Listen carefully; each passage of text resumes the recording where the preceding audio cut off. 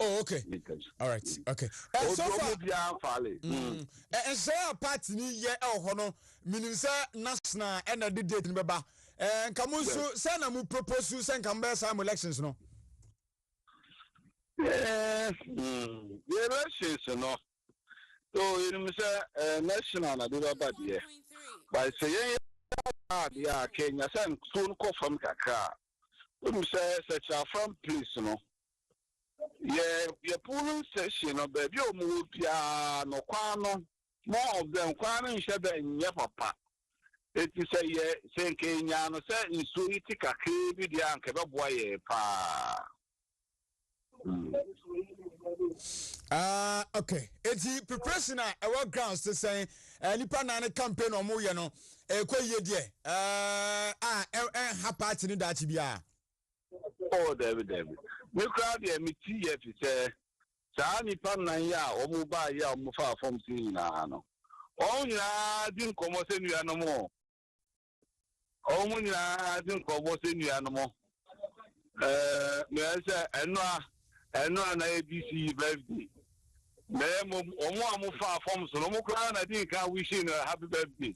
Say, it's such a front place that to be honest, yeah, crop.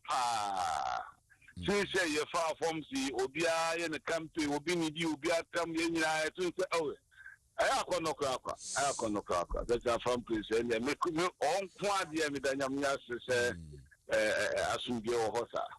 Chama no pay ya enamase enipa na ne so mu odupa na me ogide say delegate nipa be 300 plus no on be make a good decision I be boa party na minister city no yeah nipa na omo bia mu obia betuma ye aduma no na hia na say delegate be ju motumo we la say menya so say obukọ kwata obi achi order me ta partner to so na mtane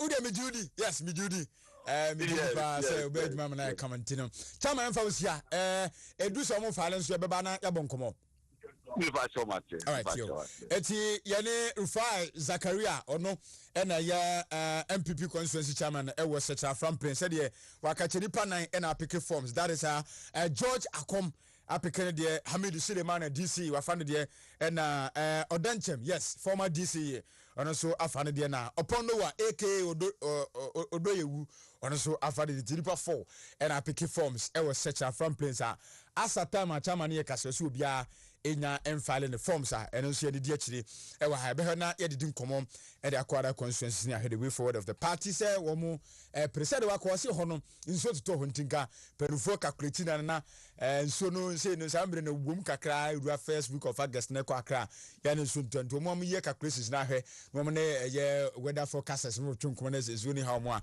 na ma fixed date e de ama ade so mo search and from president be ya de mo yen with my kama na ma to aba no peacefully ewo ehom na anopai ma menkasa nsu a wonu mabeboa sky water premium na cha menu a water nsu mu odene kama ebo ni padua no sky water nsu contain most be 75% ewo ni padua no mu a enipa nsu ni widie mu a obewu enti nsu de hia pa onnom nsu ano ne mo nsu abanom nsu sky water mu ye kama FDA for astamp so say kama pa enti no menu a wutie me bomode ase obenum sky water Accra eni Kumasi mu amopedudu tuo Kumasi ande chem so plaza hwa street kwan so hom enka ne bia na health insurance wona hwa ena sky water e bia office kese a yeboa na yesom adasa program bia we bia frɛ na emwa 0501447107 0501447107 phrases ya na yemwa Vicar 20 pese immune system jana na so na unya pom dren de mu ni nyina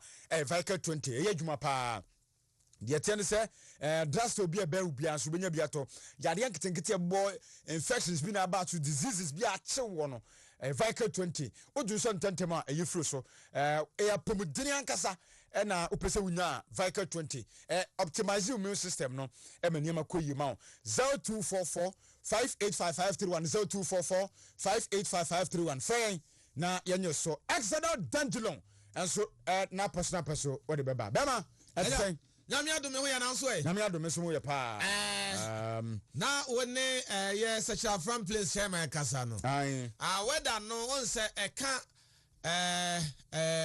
event organizers dwumadie ho say o organize bibia no a also wo hwe we danso ka ho ahia nti eso mo hwe na eso mo hwe no na that be episode dia mpiana sa awon konya se medi na mede wa me mamfo a medi sa wo kra usu ni constituency na obegina he no constituency busa usu ni constituency na bebre dia ye de to aba bebre fan to aba bebre mitimi gina sa munum de wini me pa we are popular pa sa pa we are sure now tell this there and I want to introduce Deuce. It's yes, party in the Shaba. One person with you deuce no far for now. Very simple. Mon contribute to about star 920 star. Now what about 7? What about 270? What about hash? Now feel what was so? And it star 920 star 270 hash. Now what was so for the prompt to note ya 10 gun and 2 cities 2 city bronze silver 5 gold 8 cities and platinum and so 10 Ghana cities. Now I contribute monthly bia. Now my mumwana party in Yaska. Where you pa more for we make about your daddy is here and I mean we simple cry. Now ka Exodus.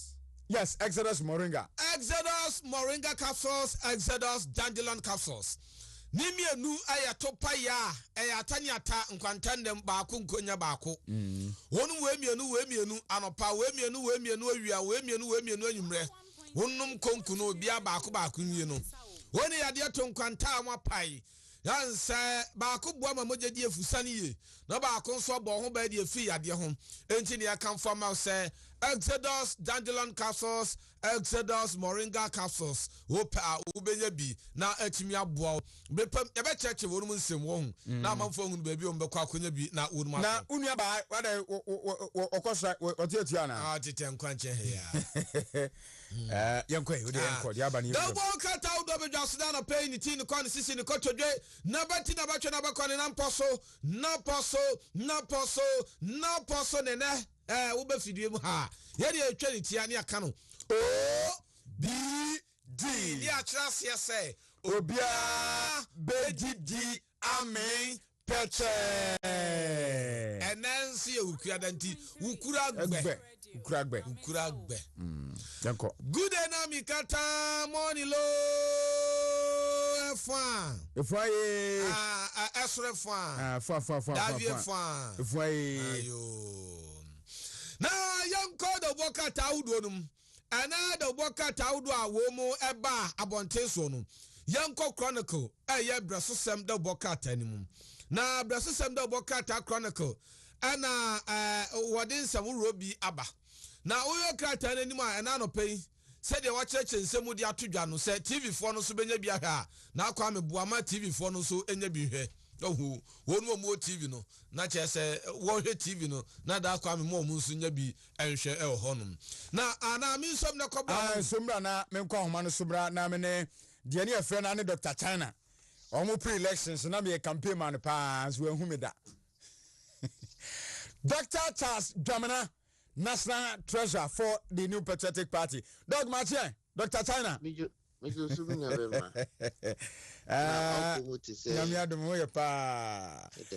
said enough now. Oh, crash me, me baby of you.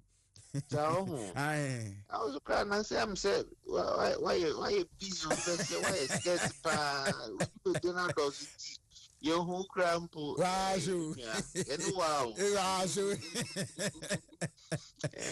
Well, anyway, my yankasa anra the national chairman Stephen Ayensun team and some 12 Kasai. After that, Kamusa was who brief the media no chimu kama.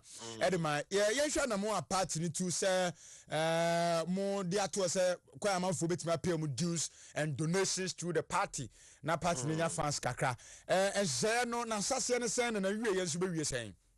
Yo, medasi pi me nua be ma me mfa akonya we so ntia etiefo nyina omo mu tie fi babibia na medinchia kese nso ma omampani Nana Danko Akufo-Addo ne na pamfo na party pani Yera Stephen Inting ene party mpanifo nyina general secretary Justin Kodia ne mpanifo aka nyina echechi obia de twedi ampo asese adepa achie ena yesiaye na eye chairman Inting or the Jumedi National Council etna ase ebusudoso mujitu editudwa ni nyinaa ne sɛ party yɛhu sɛ yɛwɔ dɔm yɛdɔm a yɛwɔ no dodoɔ naa na ɛpɛ akwanya sɛ ɔmo so ɔmo bɛyi biribi aboa party no na ɔmo ho sɛ party na mpa party ne tumi no wɔka ho bi ɛna ɛyɛ fua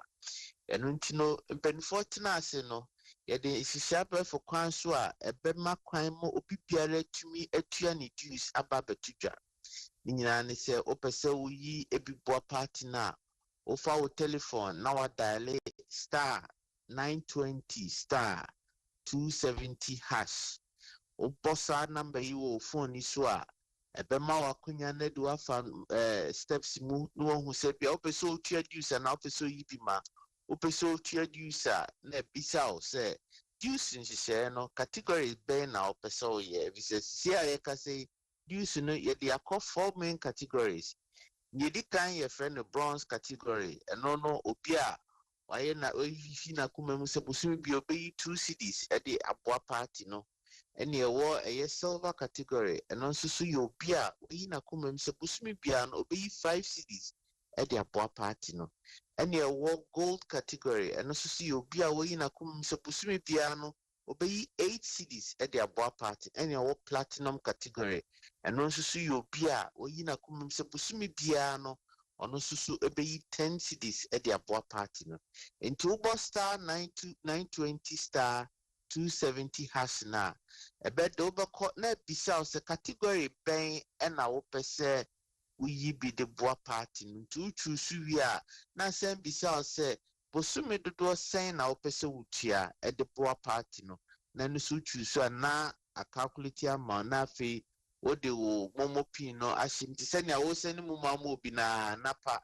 na ɛkɔ party ho street ɛni di sɛ ma wɔm ne sɛ nhyehyɛ foforɔ yɛ ɛde aba yi ɛyɛ inbuilt ɛyɛ in-house technology MPP mpanimfoɔ ɛpam ɛpaw team bi a ɔmo apene wɔ ɛyɛ technology mu na yɛ develop technology nti sɛ ebi akane na utia beko akosi obi so ansa na bosome ne so anipa no dia akrese amenti de ansa na me de aka akoma party dabi we dia oye ko party na account mu straight party na account mu straight enkosi obi so ansa na ba party na ahye ni nyina ba party na account mu straight enti oye wie na no asenya electronic receipt enye se obetwe na aka se o mitua yanko amba akudi anankodu unsa be kan pepepe na electronic receipt no obewo phone so ebio tem bia ope bia no betumi print statement benye hia so bebo party office bia mu your IT coordinators your secretary for your treasurer for betumi aboa mo tumi print statement say na officer print statement ewo bank who accounts in the city. No, be a so who said, Missika, me yidi aboa party no, senior day, senior day, a kahobi, and never party nature and naso. Now, yen so say, if you want so moment to me, and fast arbor for coins, so moon to me, any moment, and don't you know, system no, ye so convenient, say. Udu baby a baby sounds utia ho anase utia mo before so utia mo before uboni panena manisha hono mwa number no automatically sikana utia no ebeko ni panidimo ebio system na is such that ya tie obia number to ne polling station ne constituency ne region and this a one crime na me ame wo kwada so constituency ame to aba ngomasi me tua me dues ni pe automatically system ni be say nipa wo tua dues oye oto aba wo kwada so ne constituency ne kwada so oto aba wo polling station go ye wo ngomasi na chese akomedi mu aba ne sa na kwada so mpanimfo ehwe omo system no be hu say oh ye this year we tua ni dues we etiani die we nyantua sa pepepe na nam se kwada so Ashanti region intino region penifo chema Wontumi ne penifo nso tena wo system so mbo se yan region yimu yan di shebi wo kwada so etiani dues ontuani dues sa pepepe na national nso so behu ni nyina entie system bi a obroni besie enhance transparency and accountability na ne tosumienu ma konya mietumi appreciating kofo ma konya mietumi adankofo ase ama nkofo nso hu se won tobo a wo yi ama party no so party nani party no de ya ade a ebe benefit wona ni nyina mu no ani December ko se party de nhihye mapa ebe ba enche mi anka se meba mo kasa fidie so ye registration ya wi a ne de atudwa ye nhihye ya wo ye party ba bia na se wutua wuto a wutua wutusa won susu benya benefit directly. And look what me be our next question. Yes, so there are benefits attached to it. Now ye dey no so betu josenia enra ye pa ehye huntuma no ye ne ye nyina wi no so ye be pa huntuma no obi bia hu say benefits are you say no obenya by belonging to the party no enie enu beyond interventional programs are buying MPP are buying they buy obi anya benefit beso wa uti oju benya direct benefit and also so ye the better enti e be so obi bia crying Okay. say bia wo bia no they say no categories na ye nine as a party member ubetumi I belong to any of these categories. A party constitution place a responsibility on us say yinina yentia yendues and you choose one of these categories now why you are say the senior bear do some pempen so now you would also stand to benefit as a member of the party. If you and yes say register and our register or party card in the Yam account says the party card in your Gusua ye print ye phase 1 ye issue over 70,000 cards. Phase 2 so asase ye be phase 2 no Gusua ye issue party cards no system when is said that here party card no and na what they etia we register we na we alert so ye party registered person no etia say wo number no e system ni mo wo number no ya link it to party card no wo number no ya link it to polling station or constituency no region and into betumi asase etia o dues eguso ompa onyan register and no so be bien si wo kwan wo betumi atua da wo be register no system no be recognize say number way etia sika say or the tia dues enti that time no nyanya register but say number way has be register as a member enti sika na otia na no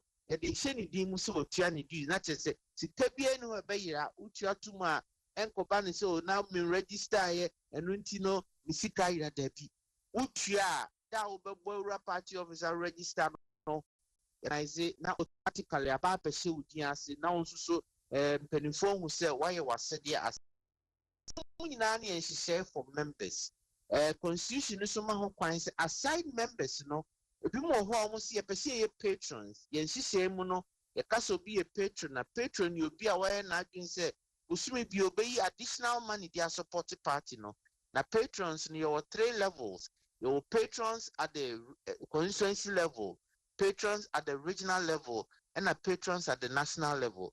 At the constituency level, there are 4 categories. You were bronze, you were silver, you were gold, and you were platinum. Obi bia opeso ye bronze patron you bia why na adwen se busumi bia no obey 50 Ghana cedis said they abon the constituency party adwuma oye. Your person ye silver no so you bia why na adwen se busumi bia no or the 80 Ghana cedis bebo party no. Your person you gold you be why na adwen se busumi bia no or the 100 Ghana cedis bebo party no. Na your person ye platinum patron at the constituency level no so you bia why not being said busumi be the 150 Ghana bebo party no. Okay. Over regional level bronze patron no 200. Over silver patron 300. Gold patron 400 and a platinum 500. At the national level no bronze no 1,010 Ghana cedis. Silver no 2,010 Ghana cedis. Gold no 3,010 Ghana cedis and a platinum no 5,010 Ghana cedis. Wow. Into when nomination say yem party chairman Chairman Stephen in team and that original party nyina na mu edi tudwa e ma manse nyina ti. Yes, answer na bekono. Well, my 1000 can be me register me 10 Ghana cedis. But me ya the ebenie or say me boss code no e ba say star 90 unknown or invalid account. There be anybody here. Yeah, it's mama nipa be 2 my studio has what star 920 star 270 hash. 270 hash. Yeah, the omo share television on na my unknown star 920 star 270 hash. Yeah, unknown or invalid account nti my bono ha. Okay, yeah, mami Santa bi ebia na network no and bit my side. Okay. Okay. Okay. Me ada colleague ni say ono ne de na banti. Mami Santa me de no hwa de na. Ti okay. All right. Ti yebeda si na yes afi na ba. Welcome to MPP payments portal yes the selection of Judicial donation. Adeba ku ntwamnia ebia no bi wo ho a na onimomo ni bi ontumi nya we no. You said this time Judicial no yan office nkotua sika mobia so through receipt mama na ni nyina ekọ central wenti wo de sebia wontumi kura nante nko office ukro nso so onimomo wo phone so a Oko Momo vendor bia say ye Vodafone, say ye Tigo Cash, say ye MTN mobile money. Oko honuma now the code in money say open say utia oto my MPP na code in here star 920 star 270 hasha. What is the man obono do step na express say utia ma ho na utia ma obi na opepo wo number na ahye ho ama wo. Obo number na hye ho ma no send scanner immediately ubenya a receipt no phone so enti se ukọ momo vendor se ontua oduse maw hwese won saka o receipt na nsa na watwe ho afiri honom no ena yadance die se ampa sika na otua na wo number ena otua ekọ mu se ne be ya won soso no yi bia wo ho bia se won saka na dodo die bia wo mu bia na se member no na won soso won saka aka enche cry di betudwa mo bia soso. All right.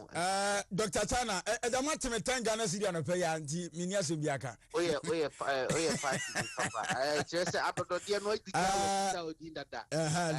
We di kai why are you? Anyway, you da some for Dr. Chana. E be din komo ochire ho. Thank you very much. All right, you. Eti yane Dr. Charles Dramina, do not friend Dr. Chana on the National Treasurer for the New Patriotic Party new platform. What am I very simple. Munyina mun donate 2 cedis, 5 cedis, 8 cedis, 10 cedis. Star 920 star 270 hash. Na wa follow prompt. Very simple. Banzo ya kwante min delay kra pepa na why do fogo. Ese tiam de tino mo fo contribute na.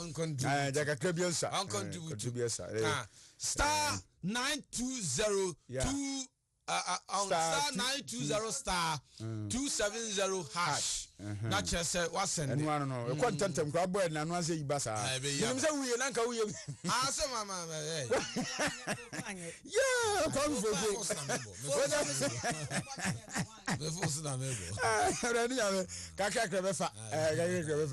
yes, yanko na wo hen. Na me wo Chronicle. Okay.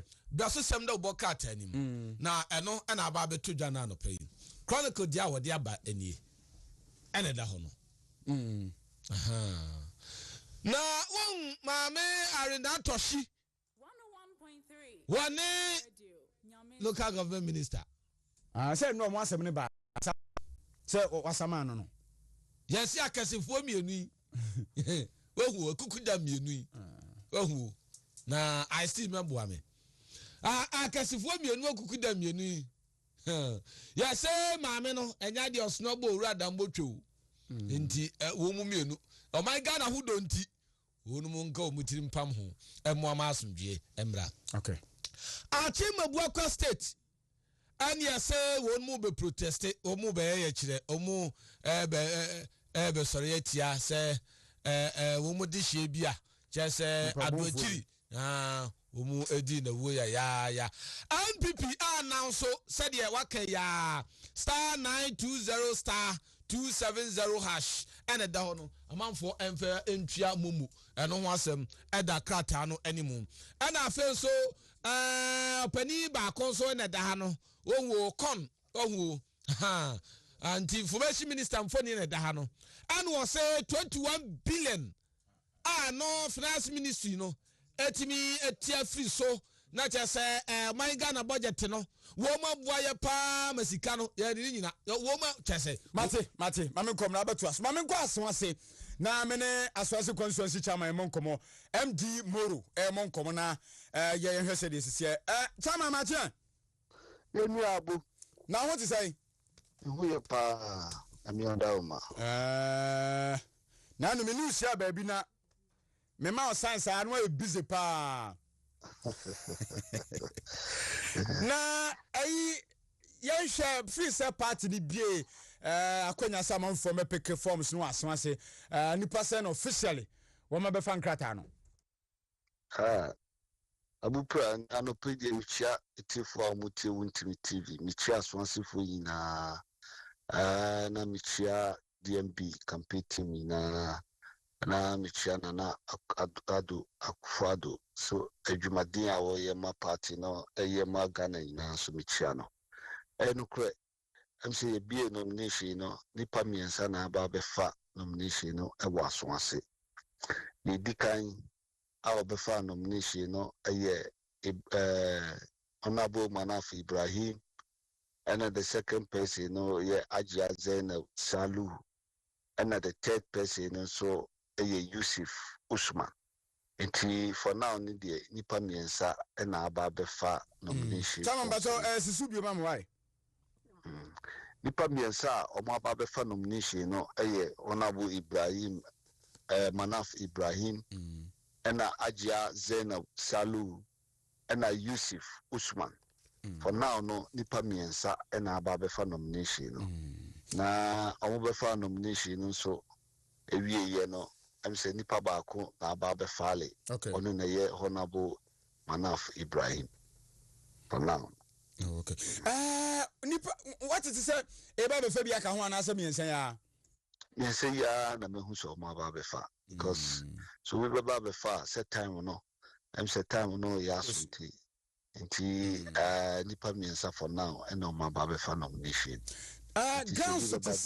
Grounds to say campaign on mu no for party unity. Aswansi to say aswansi de boko wa wini ma aswansi high city so wo abontin a wo no different but wo mu a wo nim high city ye nyina ye abusua baako ye party ya kunwa na ato na obi a pre nti no yama ya tu biafo ma obi nko campaign enko tietia ne yonko anamu mo obi nka asema eni kwanse woka eche ne yonko because we are nipa baako na bedi enim se ye nyina no so ye campaign a emfata na edu sa time no a edi papa mu beba party no so ye pen kabom a ekwa befa so a be break 8 no na ekwa befa so for now no aswanse betimi agye akonwa no efi NDC sa nti de efutu de ya mo mu bi pa because kabom nimu a minni ni se ebetimi edi nkunim waso ase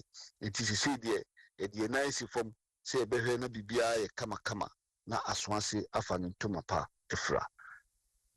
Okay. Na usha emza Manaf minim no haje minim na Yusuf Osman no. Okay. Etu de at appropriate time no. Yusuf ndi am say oya yira me kakra. Yusuf Usman no also ye akola ye aswasi ba. Okay. Also ye adwuma wo office of the vice president we mechanic. Wo he vice president car no. And I hear so Yusuf Ibrahim no we Manaf uncle pa intino ono so ye fi nipa intino ade bia omunyina no akonwa na ato inti se ono so be pre na ni ofa senso pre a se ebu sa time na aswansi fo nso ebe kasa ehu de efata ene de ehia se omuma obedi omani mama yakwakọ ji akonwa na fi NDC sa Okay. Nti eno so eno no. Nti dia ye de besia on. Omo hyase file nyina wi a. Ebesera ba ho na ye bedi nkomo. Ye da asesa no penso woni yakasa.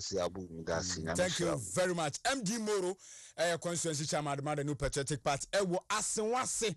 Enipa miensa Manaf wonde no mabondi da Hajia na Yusuf Osman. Tilipa miensa na akofa krata na Manaf Ibrahim wa fale ne de ni wuso nso abrobe to mu wi aka nipa mi no mso be fale wo de na wono mahwe na bibia nso etima koso nti no so eno no ye be hwe na ye didi nkomo de afiri wonti no constituency ni mo ahye pa me ni ato asoma me to ani na yanko chronicle mu bio chronicle de boka tamu na ne ewo na wo de ko yen enti we no aye information minister na wo de atodwa say finance ministry na abo mo homoden budget ayeye na wo no matimi abo moden ate so 21 billion ya bo tese wo ma ya de pa ana afenso wo ya chronicle ni mu a odi aba betodwa Atlantic International Varsity sa no matro no na wo mu ade chesa honorary professor ade ama chesa honorary professor of biology wo mu de ama Midimafo Herbal Clinic CEO Dr. Tamudaso Dr. Tamudaso ha wei dia tie nie enti we die mo ya mara mo medicine kwa ya ma Tamudaso sinkwa Dr. Tamudaso munkoma ni miya kwa enti wa ya die na djuma pa ehun aba abasobo na say ye dia ma bro ni feature honu ojina ho I kwa the Ghanaian Times the Abu-Prah any man of Ghanaian Times baya krata na nimu wonom na mehu mampani na nado danko Akufo-Addo kuta Sophie ena mampani etu na tie saado na krata na de abase 14,000 housing units no nyankopon ya adoma bosome maako edu 14 months time no na ayeyiredi na mampani na ahya sadwumedi ase a meka say poku ase afiaman mampani wa kwakotu netie ho kama project na be hya ase edi ne dwumedi ho mo besiesie ni nyina na wi mampani asa akopa ho ntoma Ghanaian Times the Abu-Prah na di nsemi abakrata fano de etosu dumienu awan krata yi mu na mehwe dumienu mu wono manzo so a Oraf 10 Oforiata finance minister ni fani na dawo na ochem say abana exchange 31 billion Ghana cedis pension fund for new notes krata na de mu nsam aba enfifini mu wono mo no wo hwa Dr. Tuahine na kastai wasi HIV ade no omemu enipa mu wa bia omode na omemu no aye 354,927 enya sam kito ejese obi ama no ba yo mesra wo obi kodi akatima kajen agora na se roba wo nhye bia emma wo ho kwan ba wo ho ban na won kwa na awade wan hwe obi de adi ebe yo ni patrim osum Ghanaian Times the Abu-Prah na de nsemi aba no pay foko yanko the finder the Abu-Prah temu na nie wono so ade ba ne no yemfa antu atiefo so finder ba ya ne dia wo find ade eba ye enie na finder we the Abu-Prah no mu ensem na kukuche find ye na no ne wode aba betudwa ene se short cut na no adankra be mpem 8,000 ene eba besie ano wasem na down na fe NLA ya say won mu apa na ye 4 new draw machines bi untuma no say o mare launch vag wohu vag so tiase nti vag no asa babiu eno asem na edanti na kwa me ma TV fo no so enhwenti won fato so na won ya wo hwe TV no so enya bi enhwenti vag say wo mo sadia babiu ewo national lottery dwumadi emunti eno asem no mame ko the Daily Dispatch made dispatch no pay amamoa krata ne bai o hwe Daily Dispatch the Abu-Prah na nim ho no mo a mampani abede Dr. Alhaj Mahmoud Bawumiamfani ene da wana no se wono more experience chain one more omaka beka no ho se ompese womutu franka ma NPP amenyo ko nipa makoma kwa nkro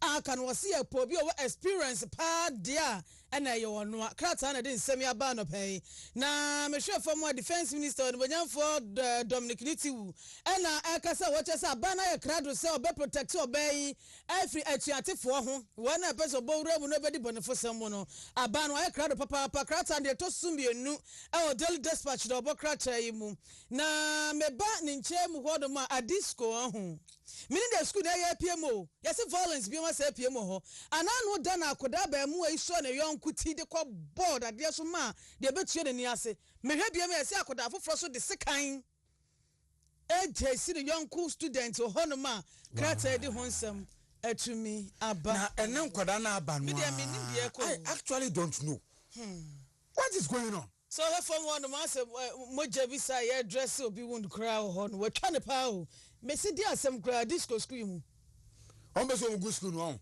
ana mo boa cry say nyom de si foko yanku anim yanko the new crusading guard bo ka temu the new crusading guard so anopai ono so di biaba na say mampania be di eche Dr. Alhaji Mahmoud Baumia and odi aba betu dwe what says NPP ameko wo won mo pray franka kurafo di bre no ana wakasa di akire won mu chese won hira bebom na chese wo mu to aba primaries ni wi a na chese waka kire nkono na eka no ho ne se wo mu hira bebom ane NDC e di akwakosie ni ano wasem eda honom ana afe opania wono ana yesoafo a wo hwe my Ghana ya man bo ho nsem so so ene da ha no nti wono so kojo ponkroma wo de atudwa 21 billion na budget no yatiate so no ene so wansem o de aba betudwa ene ya say endorsement pa nya asem ketwa ya manfo endorse afiri yakoto okọ enkamantamu a wo ekuafo wura no papa wo de aduane ba ye papa wo de chese planted for food and jobs e ba ye aduane wura waruna covid ba ye nyina no na na do abemu no na chese odi ni tue ku adwuma no nti no ekoma ama kom sisi ama wodo so no obi didi nti waya ade pa nti ze chama afo no ya wonu mu chese nkan wonu mu endorse no panya asem ketwa ana afa so owura brenya yesu ntim won so mfoni ene da ha no mate mame komra mame ne obeda samoa Emon Komo, wono na waye constituency chairman. Emade somo Amenfi West. Our capital ye Asankregwa Emon Komo. Na yenhwe ehon susu fa nipa apekene ho komodie. Chairman mache. Me gi so minia fa. Na ho ye. Yankopon da me ho ye o. Na he na akose ye. Oh, me share constituency here adwuma o. Well, a free Sam and Penphobia Crata to her, Sam from Picket Forms. I'm Memphis West. Any person of forms. Many Abu-Prah. And a pedia mini can share with you for maybe I want to make us a video a cocodu. Dadia toss be a mentia party in penny for and a man penny, Nana Adonina Bedia tree. Mammy San share me and Casa me godfather, say my own to me or science by mammy call politics. Maminchia and the governor. If you are Maminchia, MC, Honorable Lord Natano, constituency as a Curtis Union and a patrons, and a party fit for more than few West. No pay, yeah. So far, Mama Pico, I'm Honorable any pam, you know, constituency organizer Frank Issa, honor constituency organizer, and MD for Hans Logistics. Osai regional patron Western region Ignatius Kasi Afrifa omomi no na say omafa forms no but ye share ni mi say ye nyan close nomination dey ye say bi musu baba ye dey abefa ka ho esan say ya adwun say me fi west ya say the directive free regional ba ya so obi biara ba befa bia no ye beji omatum na ya try say yedi sori ho pese ye GC to Amenfi West ya no ya mas saade na ayeden abemu ya etama mame musa enipa mienu so far grants work to say enipa mienu Frankifa any Ignatius Kwesi Afrifa campaign omo de mama from Amenfi West when heavy I bet mama unity aba party ni mana because on babe forms no yɛne committee a ne yɛte so a yɛde forms ne mo paa sɛ yɛnhwɛ election so hɔ nom no yɛno ɔmu nyinaa kasae sɛ yɛmpɛ sɛ obiara bɛka kasa me ne twitwi ne nyɔnko ɛsiane sɛ wɔyɛ internal election yɛmpɛ sɛ yɛfrɛ no sɛ ntitimu bɛyɛ den ɛbɛba ɛsiane sɛ yɛhunu bi pɛn nti yɛdeɛ na asi hɔ nom sɛ obiara nyɛ clean campaign ɛma ne nka ne nyɔnko ho asɛm na yɛwie a sɛdeɛ ɛbɛyɛ yɛbɛtumi aka ɔma bɔ mu no nti saa deɛ ne yɛde to akwan mu kyerɛkyerɛ ɔmo ɛma ɔmo nyinaa nso ɔmo gye to mu a asompa mu nti baabi a ɔmo akɔ nyinaa no yɛnte dede biara sɛ obi a ɛka ne nyɔnko ho asɛm bɔne biara. Now share this time around no party no bit magic seat no hwɛ dwuma abana ye ne contribution mo ye na Memphis West ho na 2024 party no bit magic seat no. Okay, me fan say ye two aba wa ha no since 1992 ni nyinaa no MPP entimi win seat no wa ha no da apart from by election ye call ya ye timi gi be 1 year 6 months no since then ye ntimi nyi bi wo ho no but nyankopon aduma omudi timi share me nsa me ne executive so ayaba nsa ha ye ne MC yaka bo mu ye adwuma ne party mpanimfo ne de me ne say research ayaye any de bia community visitation any aban no modern ba wabɔ ne ha no no ontimi nye ni nyinaa but me say enema baako a wetimi yesi polyclinic or ha na government hospital bi no yesi polyclinic one me water project bear 225 million Ghana cedis it is kind of 25 billion a different project and we no ha no me say a kwan so omashi ebo say e be ya board ya senke go akwan no e de aba enti nso saa modern ba aban na bɔ ne de Yankopɔn adom si etimi yi candidate bia na yɛde nkabom yi adwuma ye betima gye Memphis West seat no. All right. Yan yɛde ubesia na me yadom na so obi anya mfale yɛ de. Mate sɛ obi bɛ fale no Yankopɔn yɛ adom a akosia free bɛ fale no second which is Tuesday ebe na Frank transfer file no 10th Thursday. And then second no. 8 rather. It's okay. Okay. All right. And about so far Thursday no. Okay. Tisana. All right. Tell me anase bacho bibia ni ati ahoma wai na yini nkomo.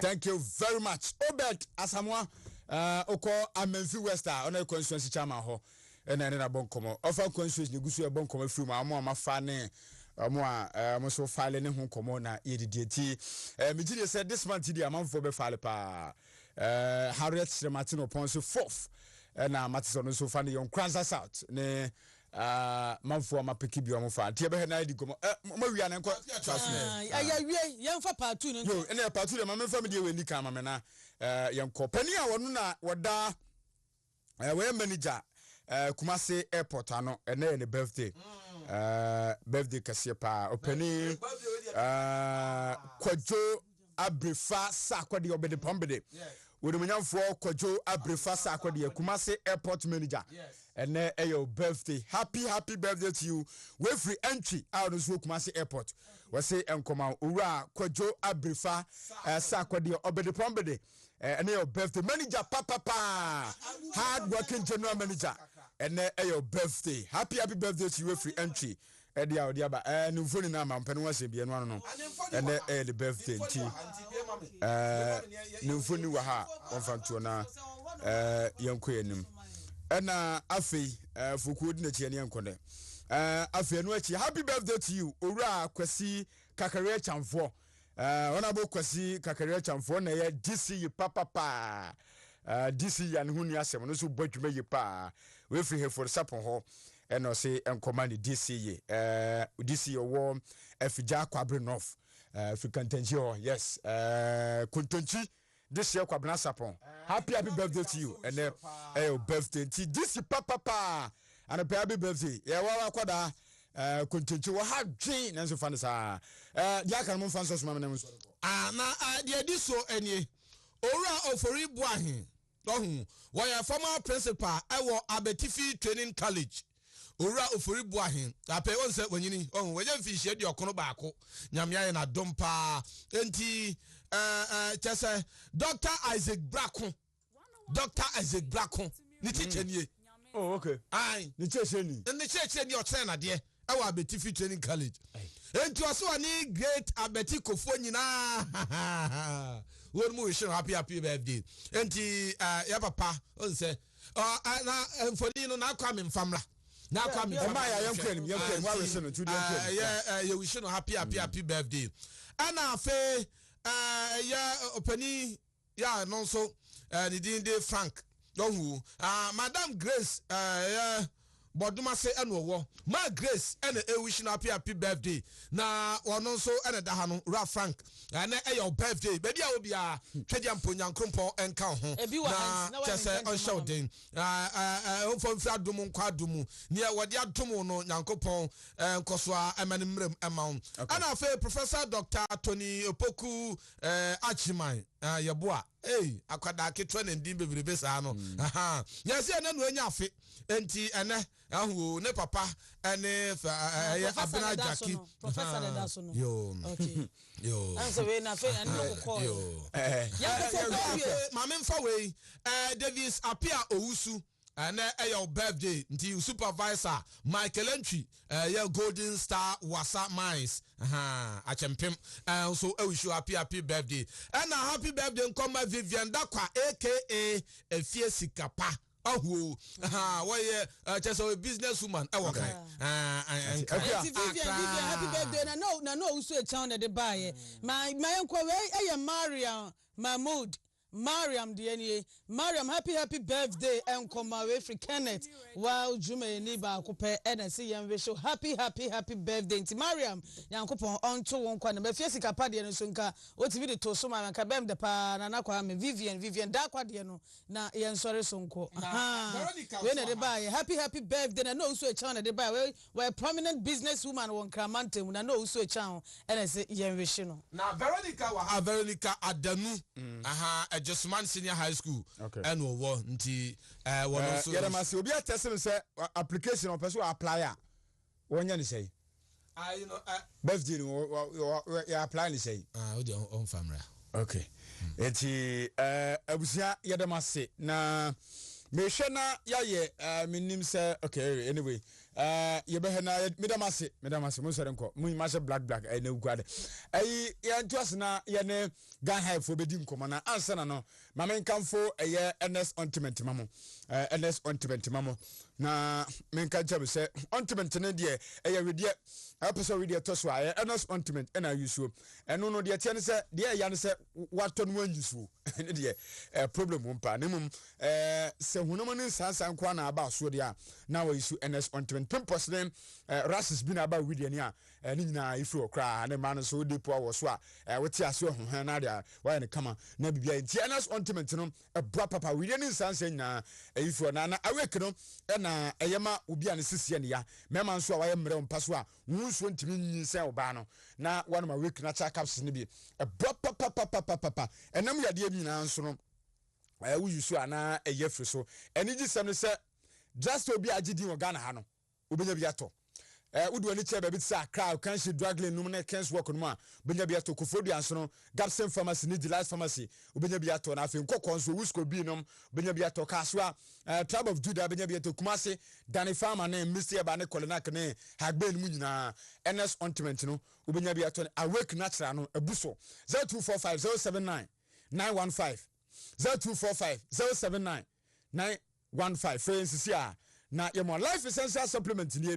na no me catch you say e ma na enum 30-day beauty secret plus wonom nom na esiesie ma we de toso e ma utinyi fu e ma morosu fu kama na esiesie na onom so e ma unta nyini de otia na atie esan say ekura vitamins minu asonko a e bo ni pedu de otia na atie life essential supplement no Vital Pharmacy ubenya bi ato e wo Santase Sanko for Accra Crown Organic Hub e wo Cape Coast Akonasa Pharmacy Kumasi Asekwa yani police station in Ebanye Asempa Pharmacy Adum PZ and Esther Pharmacy Obuase Danny Pharma Astown number there 0548 066 145 0548 066 145 life essential supplement adronie mama na mo peska akra TV no somra na me ba yene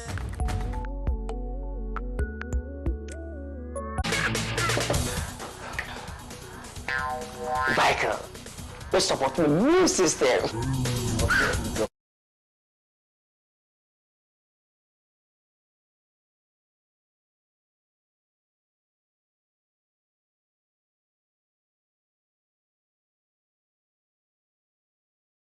For Asana Ba. Say I'm a political prophet. Abra 2016, Abra na ye banoni adie ye no. Na Kofi Boakye commander wa. What is na Kofi Boakye police commander? Yeah. As Abra no Kofi Boakye is almost about agent, pooling agent, and as a commissioner for John Dramani Mahama or Asante region. What I say, some Mobakaya. We are chewing to the tomb now, and this is 4 count 1 million votes. No more can Yama be brave, you know. That time, Yesu, Oyakupo be money at the echo, Exodus chapter 14, 13 to 14, or Simunya Kom and Oyakupo Bakwame. I hope that the Yesu, Oyakupo this science and data, the buyer. And I okay, Abra, the science and data, and you're the coy, a year. 2020 election, Onyankopon ni akasai. So Obakaya, no Obaka movement is stronger than appetite. Abaya kaya no, and also so a baby adwuma. And Yamabia yakano Onyankopon ama yakano unless you mubiano. And no, and the baby take the stage of Ghana politics. Abia Yaka yi our politics will be a motion. It's like breaking the 80. Breaking the 80. And look at who be under Asante Region. No, be no one waiting Yako, Bakumbi, no, Atwaso, Asante Region, why win it. But it's the economy and Saturday, dear, Emre. But breaking the 80 much, and I want to be, or Yakupo, my breaking the 8, you know. So can I do so? Or say, the same maybe General Kodema, or no, Samson, I did the eye. And so Ebeshawosa. And to breaking the 8, you know, I when Yankopo, I yes, a Quabiasono, or they Amomono at the Bamayan, I'm here to be a breaking 8. Say, I bet me I'm Ghana after the Nentuma Pa at the Frenzy. MPP, about really a year 2024 elections. Now, my main car and functional. Meaning, Kakenti, Sabra, and Nami Abofra. Meaning, no, 10 years. Sabra no na Wontumi bi efri Jamaica ba ne friend as Gregory oba Kumasi Sports Stadium enti ono na ye DJ enti so obekaya Sabra no meba na nchen oba ye no for Asana ba say I'm a political prophet. Abra 2016, Abra na ye banoni adie ye no. Na Kofi Boakye commander wa. What is na Kofi Boakye police commander? Yeah. As Abra no Kofi Boakye is almost about agent, pooling agent, and as a commissioner for John Dramani Mahama or Asante region. What I say, some Mobakaya. We are chewing to the tomb now, and this is 4 count 1 million votes. No more can Yama be brave, you know. That time, Yesu, Oyakupo be money at the echo, Exodus chapter 14, 13 to 14, or Simunya Kom and Oyakupo Bakwame. I hope that the Yesu, Oyakupo this science and data, the buyer. And I okay, Abra, the science and data, and you're the coy, a year. 2020 election, Onyankopon ni akasai. So Obakaya, no ni Obaka movement.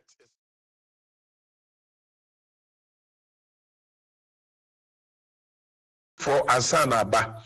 Say I'm a political prophet.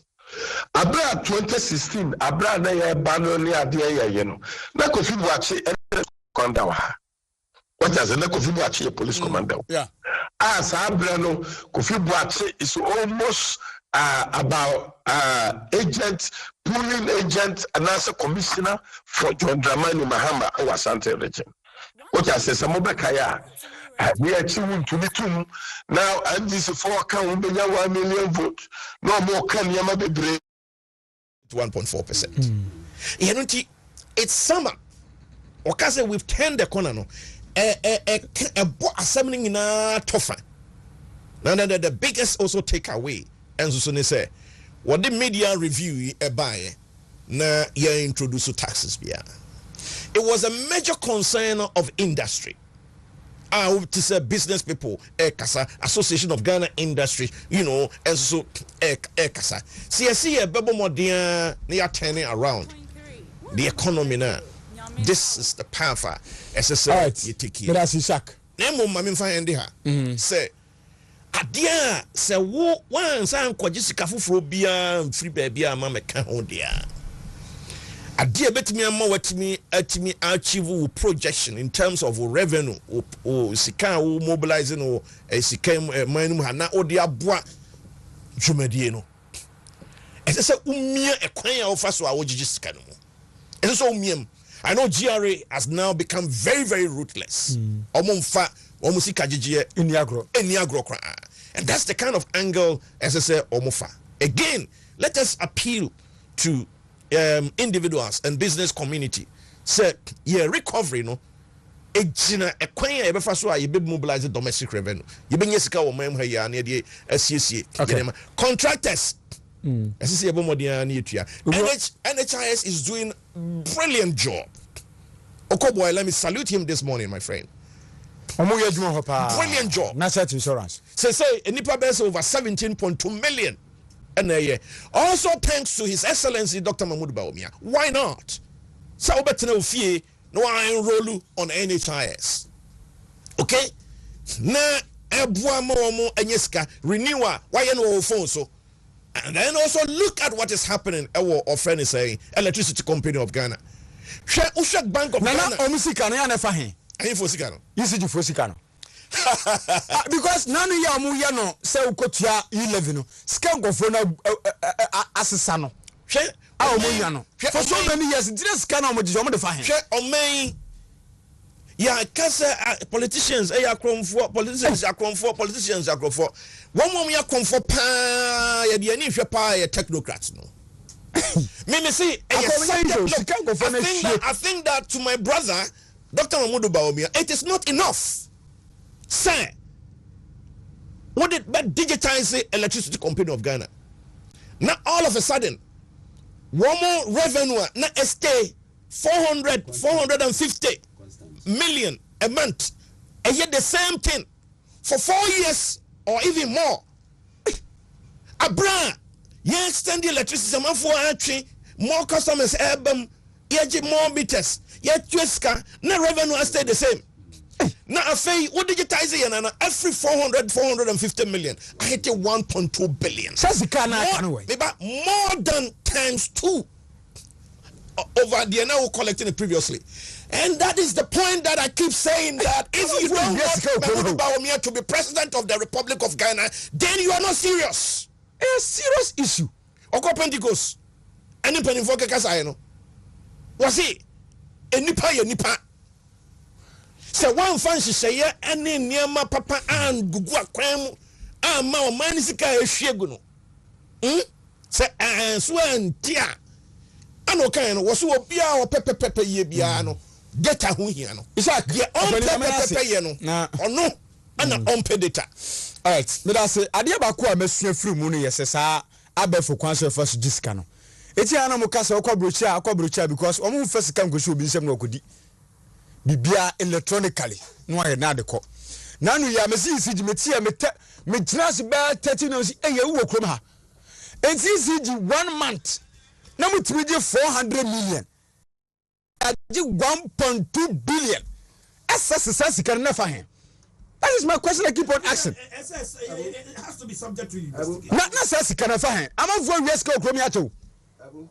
I'm on for bonus for Manisika check. It is serious. 1.2 billion with the space of the same month. Sasika 400 million and 400, 450. Naska na beka every na beka home. Abu. Send them Abu. Tell him Krum had here. Wama and common mini shark. Aka dodo no awo finance and mejai. Me do be call abefu council. Muni ane tu e me de say okofaba. Because ni nyina si pai. Ah, ni economy. Abu. Say national power producers. 2 billion. Yes. Yes, 1.5 2 billion, yeah. Let's go. Any Ethiopia. ana ECG dia kwakotua Greco Ghana pa ye no bi abu ye no bi de se da bia meka afide bia mekos bia de ameka send the 21st century economy no se we digitalization ifuma enyeye na minim se be discuss but fortunately unfortunately statistics ekuta me ma me kwan na me nto me bo ase na me no num wasko but say me mpa ya me bo Ghana ha nyina no ye ba kope ye fra branch bi Renaud Nebo. Mpayin was say, God grant me the serenity to accept things I cannot change, courage to change things I can, and wisdom to know the difference. Just say, you will how be brave. The how no I won't in a say, you by how no baby I free, any baby I be doing baby I echo. The tuning in eye the Afra. And now me ba me catch your last Thursday say. We are dear baby or baby no, you be a taro. But a buyer we are dear near buyer or how bar, who bet me action why day, Ephraim. We are dear ya, won't mean case COVID by a baby a symbia day in see. Sometimes you can't be mumpesi a becan, a jai, but a who effect dear, or my beer, we are sibia in him wasem. But yen traho and cancer and she had them with him. So I thought my message you. Good morning, Abu-Prah.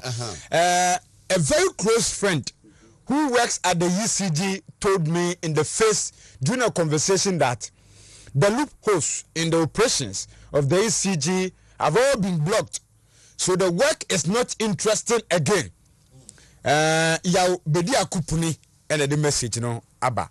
But yes, the same people. If he says well mine no, yenyesika.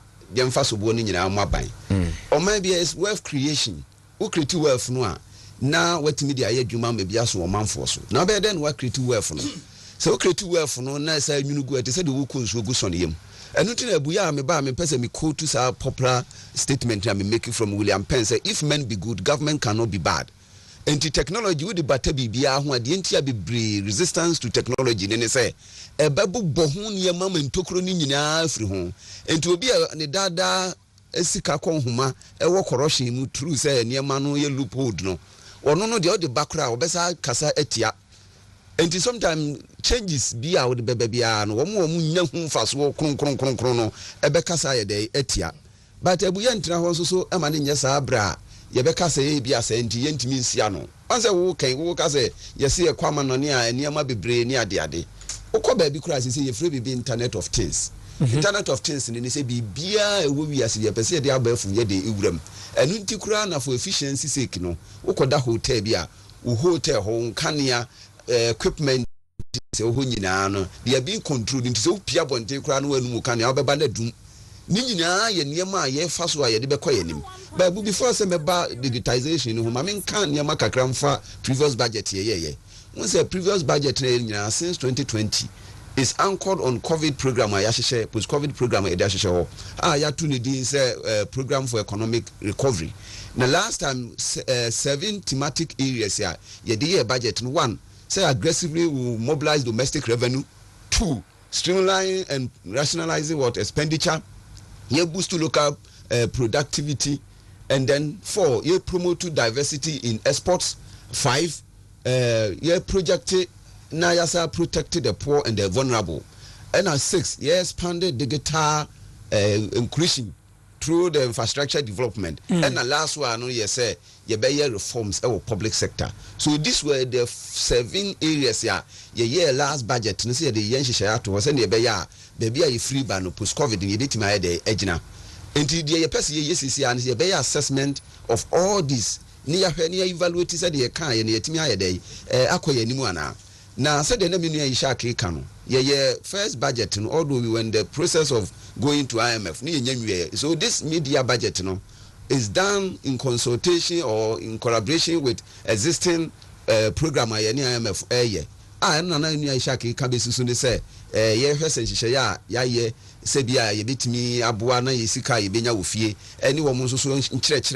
Wodi ama ye be so apotoka se friends parsimony ni nyina ye niema ya be dura ye de hwese IMF no be sorry na abusa aspect na ye me de no ye the expansion of digital and climatic environment enu na me de mani da so se da chi bi e ho na ye hyimu kina ye betimi akoye ni hwe de na me kan nyina ni me wo statistics ye wo ha According to Africa Union, an organization for economic cooperation and development countries, almost say digitization is essential for successful development in West Africa. African Union Department of Economic Affairs and the same OECD for a report by HRSA productivity and then gains award digital technology no is essential for successful implementation of Agenda 2063. Yes, you did me the powerhouse of the transformation Africa. Send your beya BBI Biabe from Babata home a beba home. Now Banswa ye Ghana yentinaye time on Mampanida Daku for shares ICT for accelerated development. Na be brief say it was a misplaced priority. And ye guswa ye chaswaba. She say ye guswa ye a lot of investment in fiber optics. And a World Bank is also about 200 million for Ghana digital transformation agenda for better jobs. Yes, I transformation Ghana are a critical enabling environment for digital inclusion and innovation and streamlining government and service delivery. But we bet you how on person will be cancel side digitalization Abu here platforms are young road through digitalization online passport Abu ba ha wote ho asem since 2017 Lands Commission wote ho asem tourism ho ye de bia wura ho court system ye de bia wura ho e-travel e-pharmacy Ghana electronic procurement system and ye de bia wura ho and a Ghana integrated financial management system wa eboa se ne ye de timi anya kwanya na ye payroll system ne ye de ni nyina so asiye enu nti we hear the import revenue ayenya from GRA it grew from 3.9 to a certain amount to that time no hisika yenya almost about 12.7 billion and rise ya koma yekunya about 13 billion Ghana cedi oko national health insurance wa na every day enipa renew be kono masala no mo abohu dompim no say we check it because of digitalization about 700,000 per a day let me enroll na ni nyina ye kan nye generating to scale wabu we heard the last time we check ya passport na yenya 1 million Ghana every year but he said it might rise here to about 64 million because of the same digitalization we hear ECG said the nominee shake kanwa said the obombani abedi actually call na no conference development conference or Pentecost we hear eno nso nko said the yenya about 450 million a month na yedi wura abefu kwaso no it might rise here 1.2 na yedi koyenim we hear petroleum downstream ni nyina ba eboyama yenyesika almost about 1.5 billion a year 27,000 ghost names were removed from SNET payroll nipa no mo fata say ye mum sika enu nko unim say between 2007 sika demand was almost about 35 million Ghana cedis when you dey dance yes wo man no ye pese yenya the efficiency in our system especially the economy sika ye kopendodo no atimi nyinu gu am yentimi nya bi mfa mo ye bra no ye twe hu free abafu mu enye ye but me can say no ye na yo we hear Ghana is the most digitized country in West Africa. Ghana is the most digitally mature country in Africa according to Fitch Solutions. Ghana ranked 89th in the world when it comes to digital quality life index in 2021. According to International Communication Union ICU cyber security index yes pejaya ye koye nim ni nyina ye niema ya shisha ye de eboa but baby aya be dru no because of say you move away from the brick and mortar type of business ye lose VAT ye lose national health insurance levy sikani bi no enu nti ne ye hwese ye de abefo ho nsensem ni nyina abia ebegura but me can say ni nyina bu ye ka say ye kan adaje baba but budget ya no ba ye enye ade a me ka say ya de foforo abe the way opposition the ombenya nsem aka fa ho is not normal aye normal aye budget bi awia we shouldn't waste our time on that sadly and about for so many years we shouldn't waste our time on that let's discuss the positives and the way forward the fa ho na me sha nya ma wo but the ebe ye ni say baby aye free ni baby aye bedru no eno ne ye gina so e de akoye nim thankfully yamfa bia meka ho se bia yesa de kafoforo bi na se bia levy bi ababe ha nkofo because said the IMF we hihye na kire no omo mpese ye besa de policies ye betwe Ghana for ye yie die so aye dey akwachiri enti ye bompa ye se niema ye de egu akwam about the 7 thematic areas amabobo so nyina no ye betimi evaluate na ba bi a anko ye ne yahye mukina ye woni daso se sa niema ni nyina no ebe kono ntamu a na covid no meka ne se e ba ye nyina ye hu za tamu na ka na bi anke be sala ye sala biem na nke ye nkwala bi asabe nkom titifie wo mu school mu a wo mu kɔ ye nkan ya ejina so enti de hia kase ye ne se energy sector ho no a ye ka ho ase ye be hye mukina e ka da ho a ye nyina ye nim no ɔse ye pɛ kwan a ye bɛfa so true efficiency we a ye betim de awura mo se na no World Bank ayi bae no wɔse ye no ne kwan ba ko e ma ye debt na ede e kɔsoro na ye koku ne agriculture no so ye bɛhwɛ se ye betim ahye mu kena because tem bia koku no ho bɛba o ha bia na me sika sem no so ye de e kɔfom de abu enhyehyɛ ya aban no de gu akwam no nyina ne se ye IMF ye hwɛ se sika e wo fie benya bi na ye de abo afie nyuma omo ye de do omo aka ye be move away from that area system no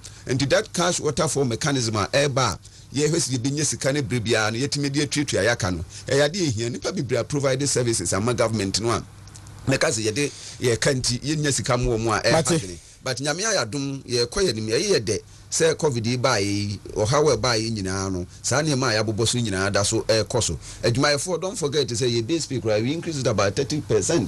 No nyina no ye di see ani e ma ye ho hare kakra but Oliver Twist always ask for more but ubenya more so a e be gina wa ho de a ubenya de criticize our wealth no criticize wealth no a ye hwe se enwunu mu na ye betimi abo ho ba na one of the surest ways here Abumeka se betim de abo ho ba ne se be fa ba fu kwa so na yetimi de sisi ntokura ma niema ye ka ho asem ni nyina na to be de ebe ye achia emu yes na bebu bi emu de abu but as Dr. Samuel Efriye is next.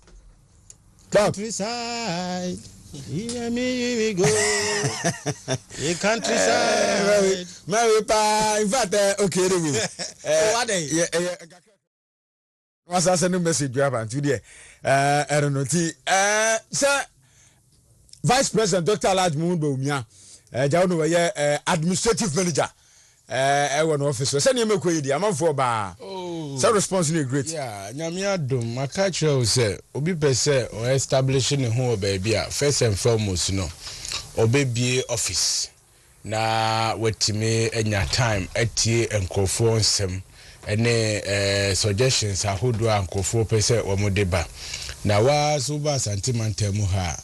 Askwa Millennium Plaza hwa na Dr. Baya obehye ni campaign asiwo asantimantemu ha no efa na in cancer boadu ayebo afuso o timi CC office kama amom nam say day in and day out na Abu-Prah nya nipa close to like 50-60 people 50-60 yes visiting the place chese obia kurana semu a odeba but majority of the yini nyina ye okwan omo be fa so a baby biara omo biara no omo betimi ada omo ho adi na omo aboa campaign no most of it ye sa fan club ne Baumia must win, friends of Baumia, ye will kuni be wa high, pesemo besra ye, yatibi wa chese, or dono echo for more na echo. I chese umumu baby miam ye chichi na mu bobo mu ho akwaku and indeed support to be also mu hiano nyame adom etime edema wo mu ema omutimi de kodi omu dwuma tino media dia yesre delegates nyina ne se omonhwe kan se wo mu pre we ni nyina na obi asefata nanso wohwe mu adodam sronko pa ye Dr. Mahmoud Baumia enye ne fort but the nyamedi na ba bedru no onipa da sani ntimi nka ne hye what I say there's a discovery ye be wura ho na edi nkom enye wura mu tisu we are first track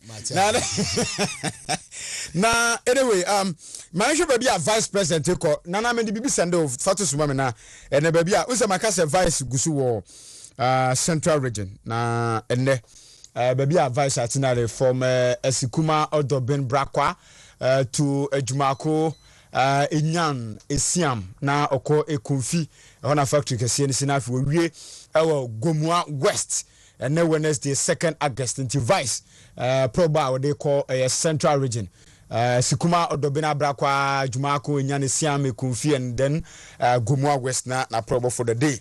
Where the Abe Enche, Ubiwi Central Regional move to the Eastern Regional, Wachona probo. So the good news is that Niamada from Canada or Hine Japan, Motiana na probono where they call Savannah now put on hold. Minim lawyer by minim Sibia started Savannah now say Stellano, Unyan Sensima because now call Savannah no say we do on the campaign Sibia sa a resume.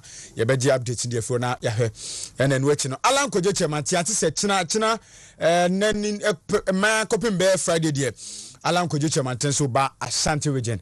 Na wadna probono so atinya betwa so e de free ha no so ye de tete e wo hwa ye dibi de ma Paul twuma sisi me nchia wo ma no twuma si ye boafo so nkodema Dr. John Mpunche kuma wo so cha pa just say na nsen anwa no hu bi ho bad obesa kira ye bompa ya ma no twuma si besa kira na bi e kamati yantu aso mfamfiri am mema lawyer kwa ba lawyer William Kusi ewa ha lawyer good morning na hunamu ye de Yes, we hear me pa. Me hu krata bi na am say won san chance but my kan mu kakra me kan no me do first second page ne yam hye me.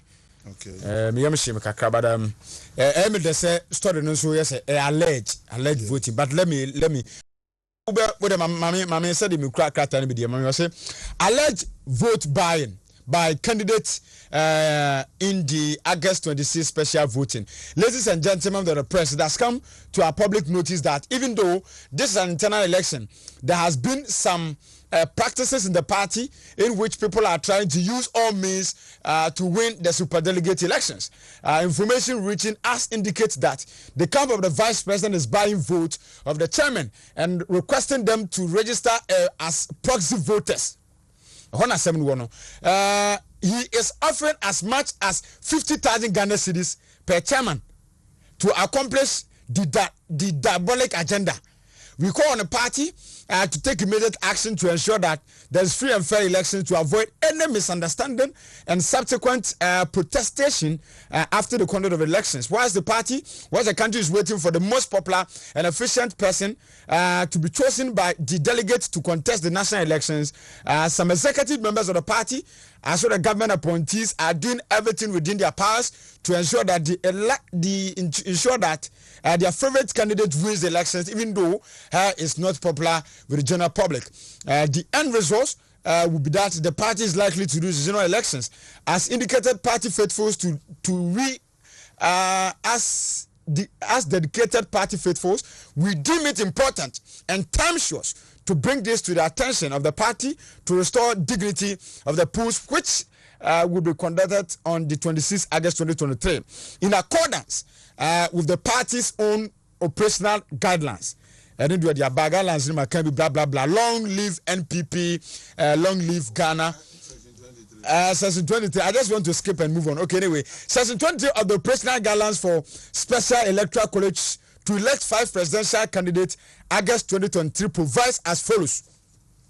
Now we can have A, vote or attempt to vote more than once for a particular position. B, buy or sell vote. C, compel somebody to vote in a particular way. D, obstruct a delegate from freely exercising his or her right to vote. E, display your marked ballot paper in such a way as to make it known to others the candidate you are voting for. F, take photo of how you voted in any particular way. The last one, if the party first refuses to act in accordance with its own guidelines, we will compel to ensure that justice is done in all manner of people,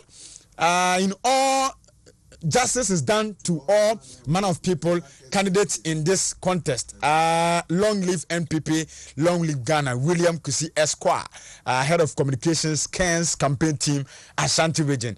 Telephone number, blah blah blah. Him and Shaibu Nimina, Equasoni Mubasa. Law, well, my phone pay. Statement me issue has to do with the second paragraph, the third paragraph, and then the second and third paragraph. idea me hujum kaka, especially the third paragraph. He is offering as much as 50,000 Ghana cedi. I mean, it is. I mean, there's some say I alleged. Me da wasi pa. Na obi interview me no say 50,000 na so na so na suma wo. But omo de nsuma omo. So na let me mama ache bibia say ye de say me mu boko campaign so kwaso ye ka kwaso na say ma say yi je say mani abre Matias jom every na ko de mbe hu me pa be come. Okay, because we have to choose the right person for the party. No, for sure. Maka said the delegate for no money from Soda. That money from Soda. O my be da ba do money biom. Oh, sir. O my be da ba money. Me minimum say party delegate near from Soda. Electing their flag bearer. Yeah, two about women group no more da.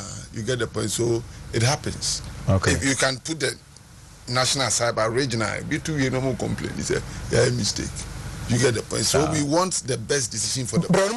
I just want to get the best decision for the party. Now, all kind idea, and maybe some say, what a way to advertise the code of conduct, the guidelines. So we cannot me. No, I'm even speaking about the session 23 that you. Oh, for sure, say what I haven't heard you. Oh, about the Medin Kakan. Omodi says you buy a statement and there be also okay because it is important. Yeah. That they know what the law says about the election that we are going to conduct. Number one, this press statement is not released maliciously. We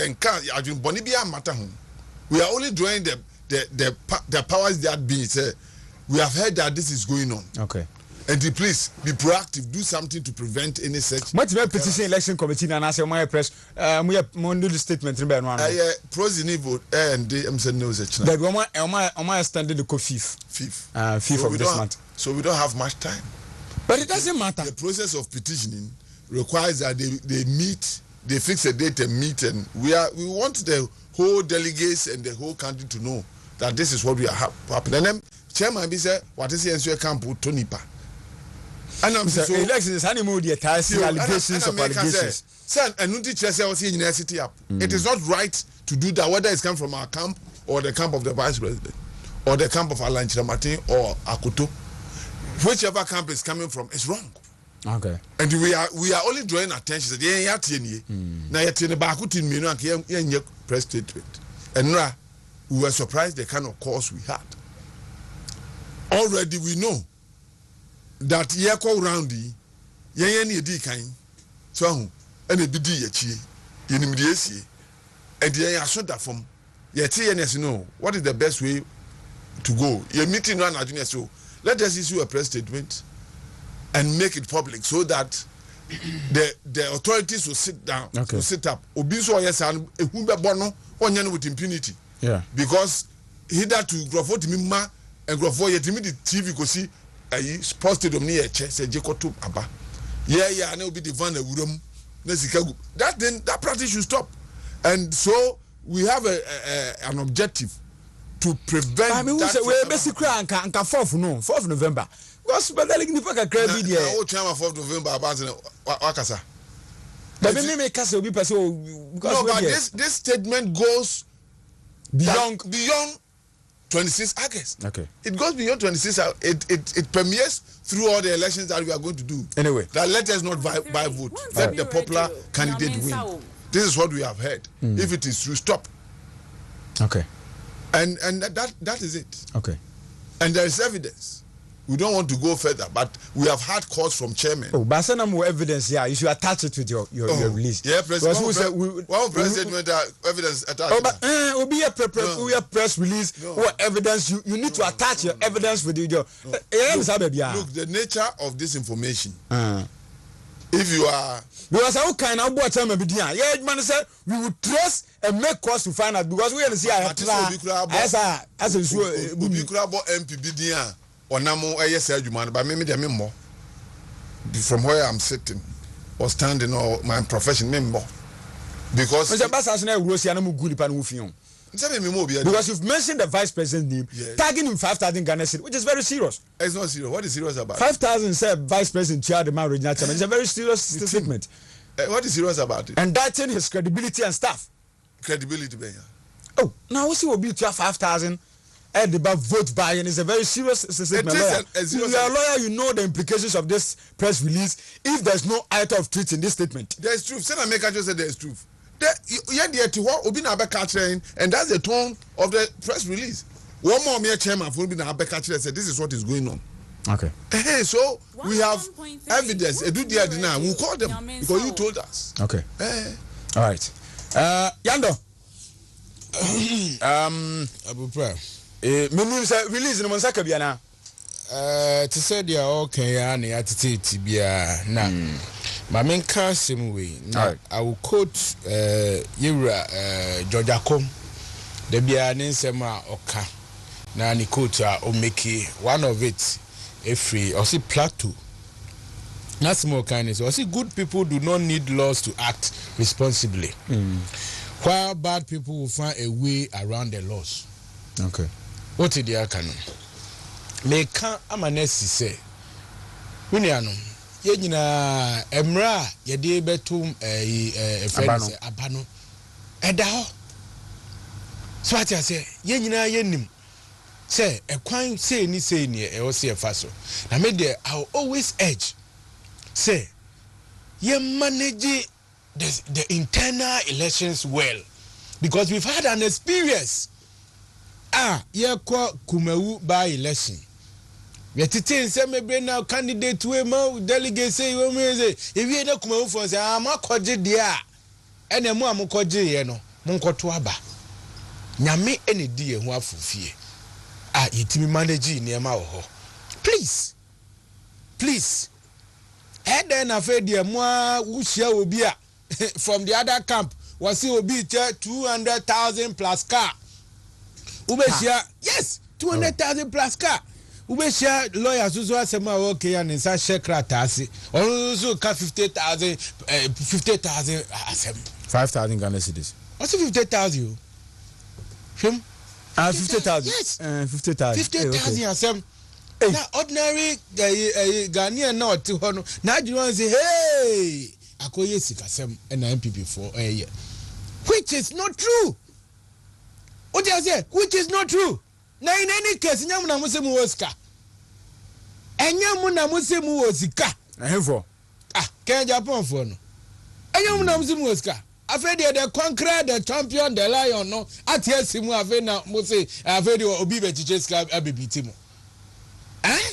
Musemu wosika. Mo kind na mo ko bana e mo ntuma obi o weska be hwemu ene wa bie steel factory ene wa bie one factory ntiye ntuma mo se ne ngene nka mo na nka o se nka mo masika no vice president so odi ni vice president eti there no dey allege upon alleges ye dey tutu no so mesremo. Okay. Me I'm so happy say the odi ni campaign anim wo ha no ye lawyer onimumra lawyer kusi oba we are saying or practicing law so nyende sa nyema we no it shouldn't be so.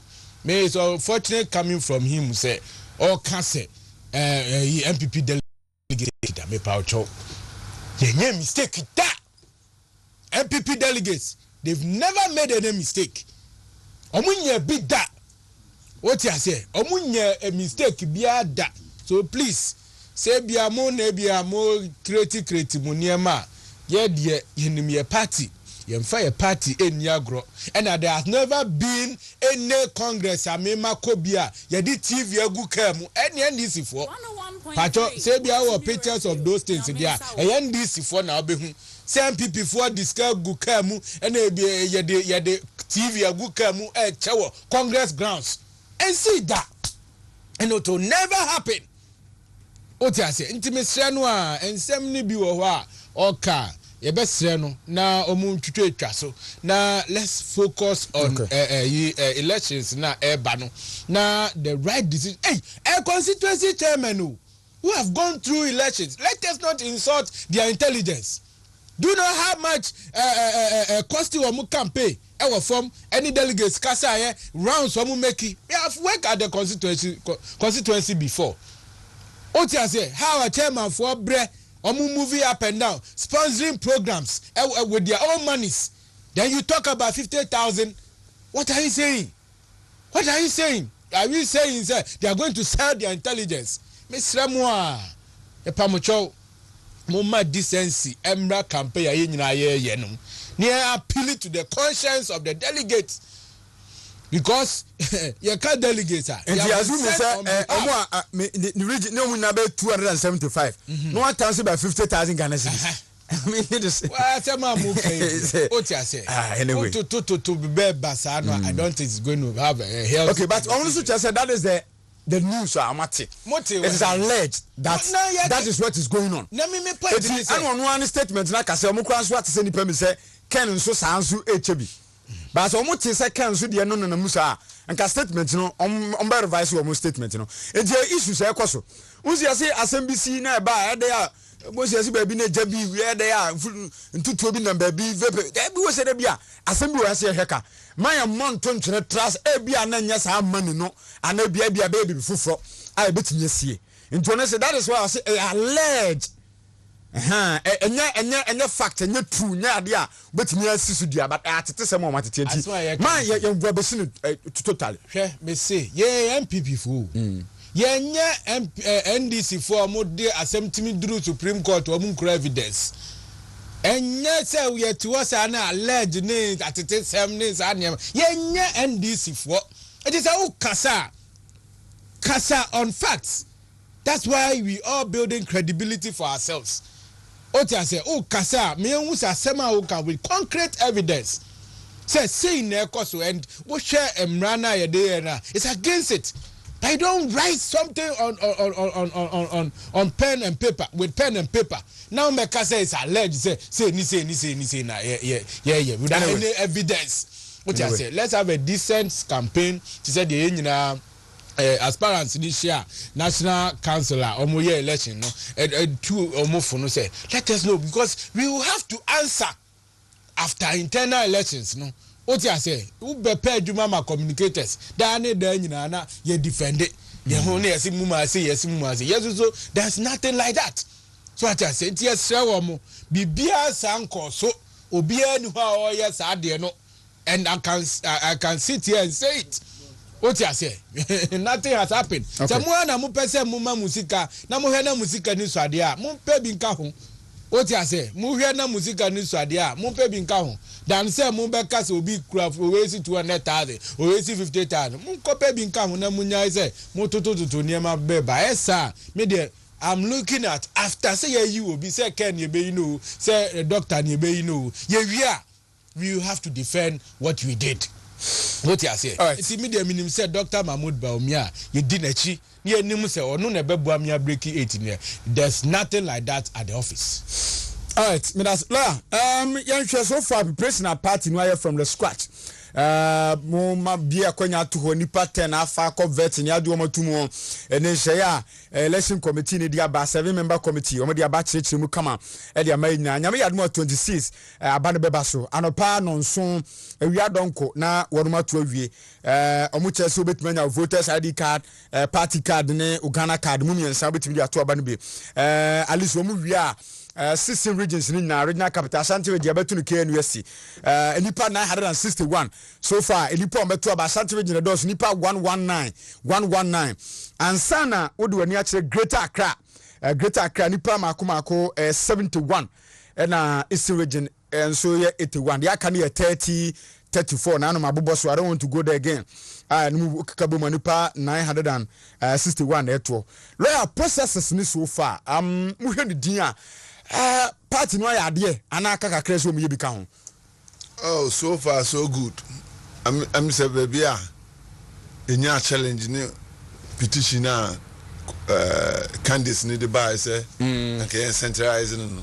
That was the only challenge, but in the wisdom of the National Council and I think the procedure was okay. They called all the candidates and sat down with them, and at the end of the day almost decentralized the region beyond conducting theirs has always been done. Once the decision has been taken and the law of the party gives the National Council the authority to do that, we are okay with it. And we are hoping that it will be conducted smoothly and then the law will be followed to its latter. Here we are, as I move on to November 4th. Yeah, when the party ultimately be, amana to aba okay Ghana a party na nimamiako national election against the NDC and the other parties. And so far so good. There's no cause to complain about anything in terms of the conduct of the election. There's no cause to complain. The new Patriotic Party has banned all government officials, including ministers, metropolitan, municipal, and district chief executives, chief executive officers of state-owned enterprises, regional and constituency executives from serving as polling agents for the presidential aspirants in the party's special electoral college elections. Meaning, is it a good call? It is a good call. And I thought that if they could extend it to participating in the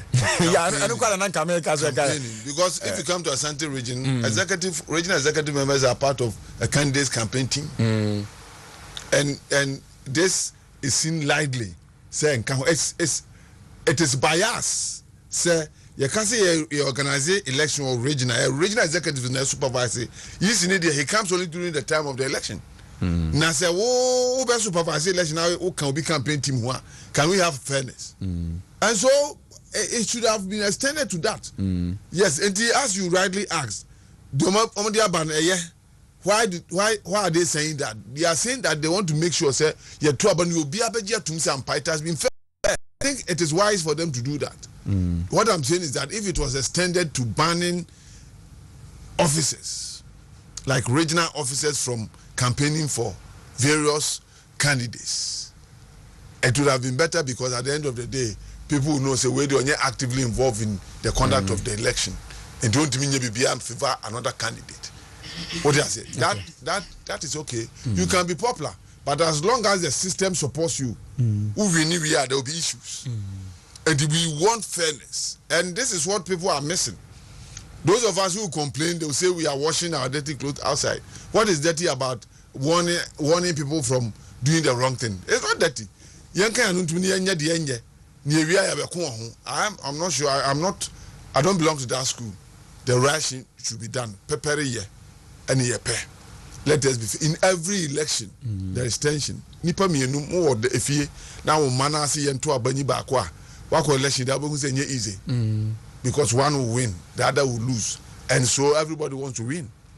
But the air can say, even though we are one family, we want the right thing to be done. Already, there's been abuses. Okay. I can enumerate them. Abuses of power, intimidations. Regional executive officers making declaration in support of one party. When him say parliamentary caucus, National Executive Committee. When him say majority leader in parliament declared in support for a candidate. So most of them. On where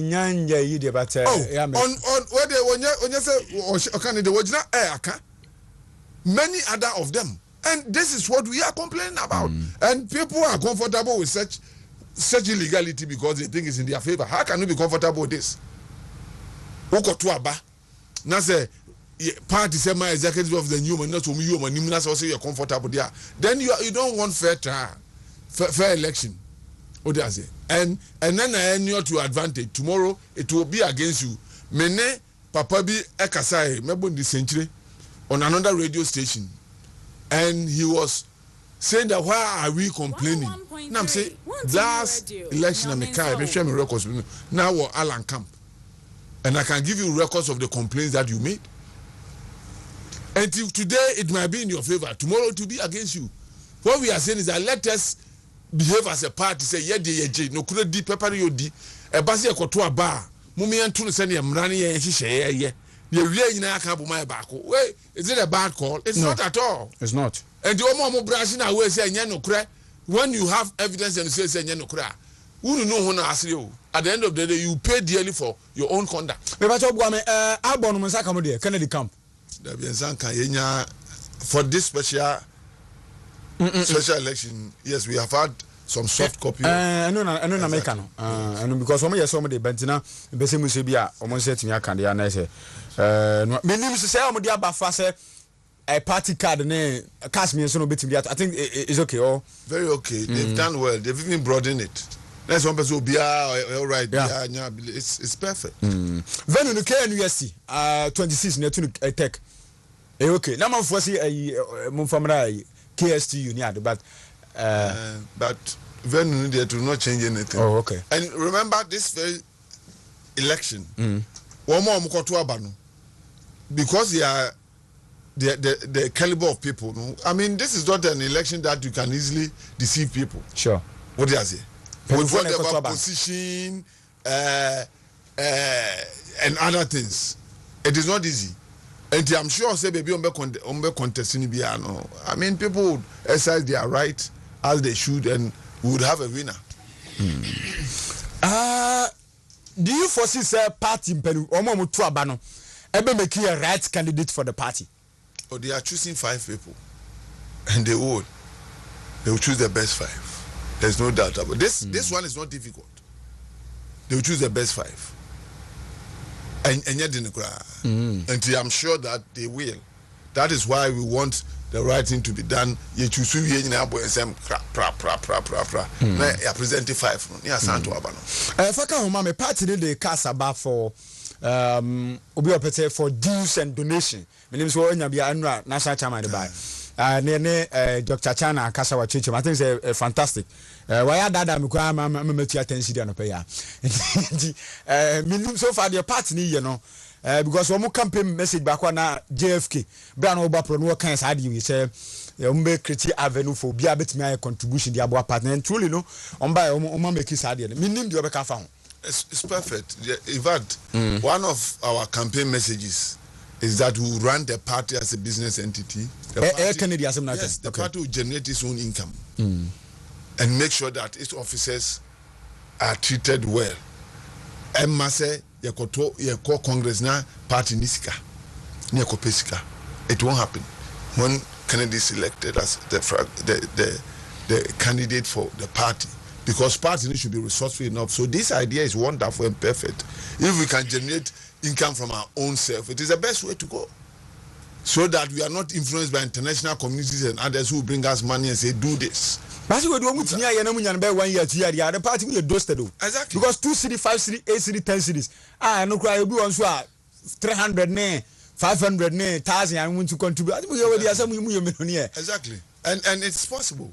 Okay. When there's unity and oneness, people willingly pay the money, and especially when we choose the right candidates, people will pay.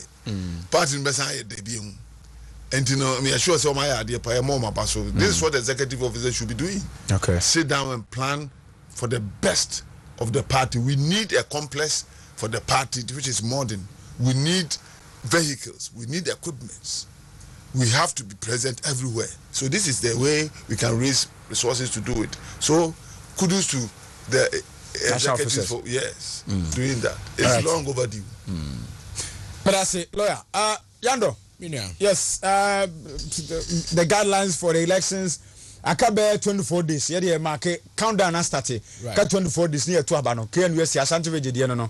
Right. Any other regimes because of Kamana. Now, we are a board in Asantino. I break and me about 2 jams for my for. Right. Medasi. Now, I think say Andrew say Nano Mekai say so far, maybe I be do not. I'm so proud to be an MPP member. I just say near my penny for a to abayi woman. Omodigo akwemu ye niema Abu-Prah. The same album ya kwabna dufo kobisa ho asem atu no. Finally no. Uja election no kra say onkobie. Just list keka yem farmer no ho asem. I'm so happy say lawyer Kusi say ne nsa kabia. Omwo akwanya ne say ombetimi afre obi bia aba ne beto no 26. Enso so ene second omunsa aka. What I say, NDC election, na 2 days to the election. Na kwabna dufo raise say we here be. No atem didie ni ade papa de. Ahumtie je mu say nya ade obekọ elections ni kura bi mampa. Oyi ni din free mu. Hwe me de meka say so far say ohwe empanifo ayeto abayi wo mo na. They represent an interest. I've been a constituency officer. I've been a police chairman. What I say? And I say, as a regional communication team, I'm the administrator for Ashanti Dr. Mahmoud Baumia's officer, the administrator there. So I can confidently tell you, say, what baby and I you said the position be you represent the interests of certain people. What you say? Delegates are one more constituent and polling station executives, you know. One more now who represent one more. Omun semwa dane da no mo be ka kire wo no e na wudi so o ti ase say we are regional chairman na we are regional executive their constituency executives ni na police station for na ka no eno na wo gina ho a wo represent. So I always say we are regional executive grandpa, where is your constituency? You are only supervising the region. Abatuo na nkasa anyone mo ye party adwuma na nkasa no the constituency level. It's not at the region. So the regional chairman, the regional executives no are mo supervise keke no. What's their role? E dey pa no metima here to change a BB. Baby ye to abano. I'm so happy that it's coming from the constituency. It is the omo kanu and you must act on. And I'm so happy, sir. National chairman, so I launched this dues payment system and donation, dues and donation. What you say? No, people who feel part of the party. Now, if you say obi mau sa donation, no, obi mau sa dues, no, on can interest in Cherewana. Obi mau sa dues, no, obi mau sa we no. Office on mo fani pa wemra mo to abama nipa office say they won't tell you that. Me I'll tell you. So oba we need elections candidates na mo koni nyina no. Check their offices, check their private homes. So who san kwofo pa visiting their offices and home. It will tell you obviously the person will win the elections. Show media by virtue of the fact say media honorable Kofi Dwumachi no I followed Sanyema no obi oba wini and also obe di party nanimu bia no check it the number of visitors e the office, check the number of visitors e the fee.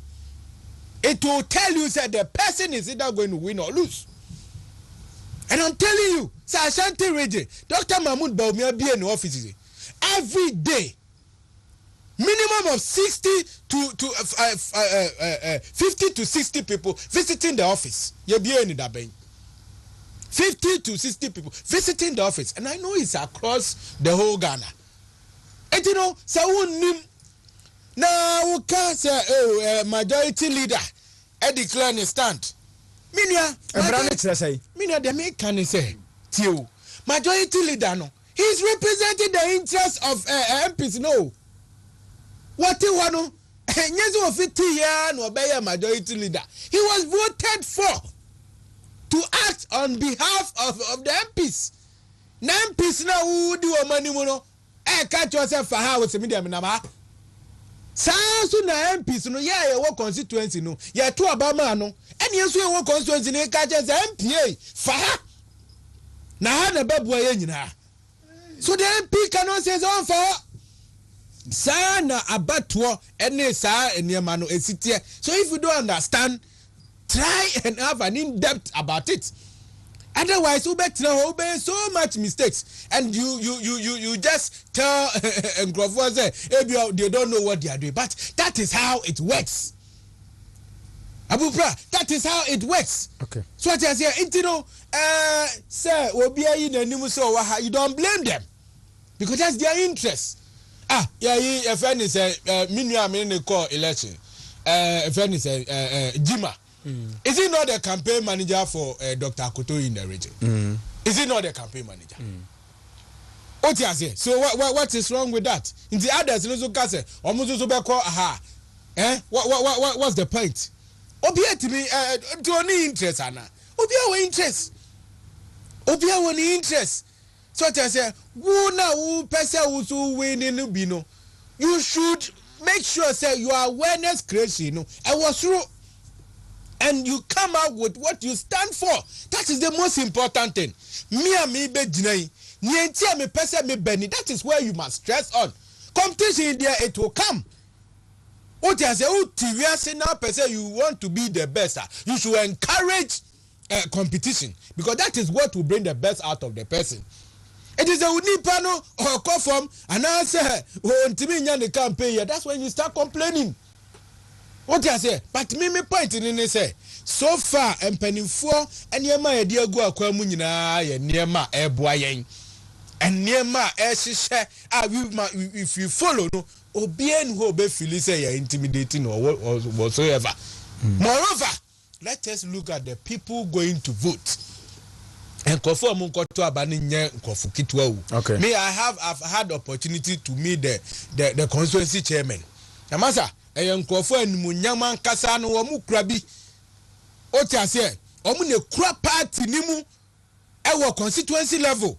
So we will not sit down from Crophobia Mupeza Bubedi Wentino, Mudo Monimu from Omuanimunyam, they are holding forth for the party our constituency level. A house on a vote in any Bibia Freeba. It is all better, baby. Now, because you better 550,000, you better 200,000. What are you trying to say? Ebi mukazi kwa mutimu kwa na yesai. Asa na mufi omo bra wa busia. Asa na they are taking care of constituents. Constituency term of masa u sorry anopa u koni fie ni pe guwa ebeji kokosika. Ni pe guwa ebeji school fees ni ade ade. Enya de ketwa. So you can't just for elections indeed you just want to run them down. You can't run them down. What you say? You for buoni ni diema womu. If you say womu ni mode, and I know they are going to do the right thing. Me say they have never made any mistake in that. Because the chairman out on TV. No mu kwa TV. Womu kwa po mu TV man ko for. What you say? TV na ade be manu ne be. Okay. We cannot do settings to them. Let us respect them. They are going to do the right thing on our behalf. That's it. Laura, budget no one that you room kakra. I mean, reacted briefly to many submissions, which was, there were some kind of no-nos against my statements. But it's unfortunate. One, he seemed to be saying it's normal, sir, declared a super candidate. I hope you heard him. Yeah. So he doesn't know that there are guidelines for election, and that the guideline says it is illegal to do that. The party required any statement by. And he doesn't respect that statement because he thinks that they represent a constituency, so they should come out. So he is not respecting the rules. You see, Obi, I can say chairman be akwaje TV waha.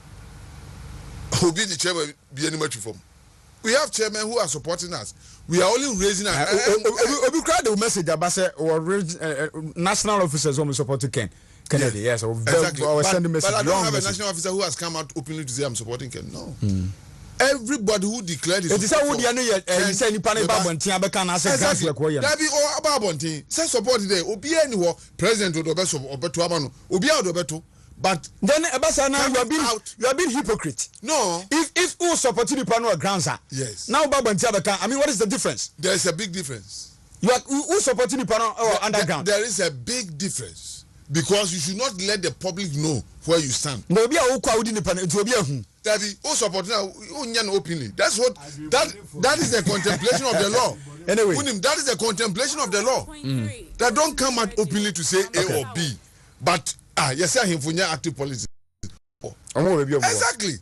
But who come over Kadia, who you have a super leader, you have problems. Okay. So that is the wisdom of the law. To suggest to say it doesn't matter, they represent constituency, they should come out. You are saying that the laws are irrelevant. So why the guidelines?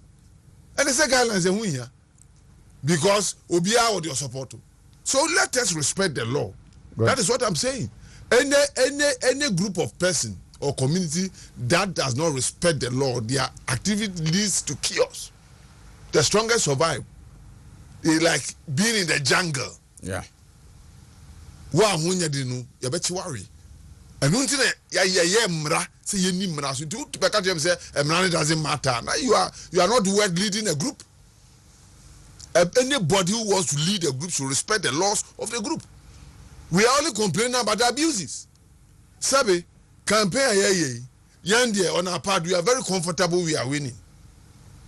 But we are not doing it alone. There are 10 candidates And meaning as well follow the trend, 9 of them are always complaining. There are 10 candidates. 9 are complaining. And you don't. But I think issues has been already resolved. No, the petition, no. Yeah. And it's been resolved. So yes. Complaining again about what? No, but assuming you don't even know now they are complaining. They were complaining. Yeah, they were. Why? That's what. If you are a leader, that's what you should first find out. Why were they complaining? Why not all the 10 but 9, and 1 is standing aside? Why? And the church said there was something wrong. And then here can say, because there will be that part or history. The party has a history. We have a history of issues that led us to opposition. And anybody who has a passion to see the betterment of this party will be careful. What he ampon that? Great ampon. And I'm saying, I mean, it's about when party penny be a party catches on to Mobi or Gazo. Yendi yakwa body if you say no so your co-position could 4 years and 90 pound. And this is the mindset of many of them who think they have acquired enough and then go position. And we will not agree to that. We want to win the election. Some can't believe that when they go to opposition they are comfortable. We are not. We want to win and break the 8. And the Niama Muyana, sir, or Mumbazio Bebreki, oh, yeah, Omun can do, sir. The Anpoka is under Ampon. Also, Hana Catcher. Or party leader, one money didn't.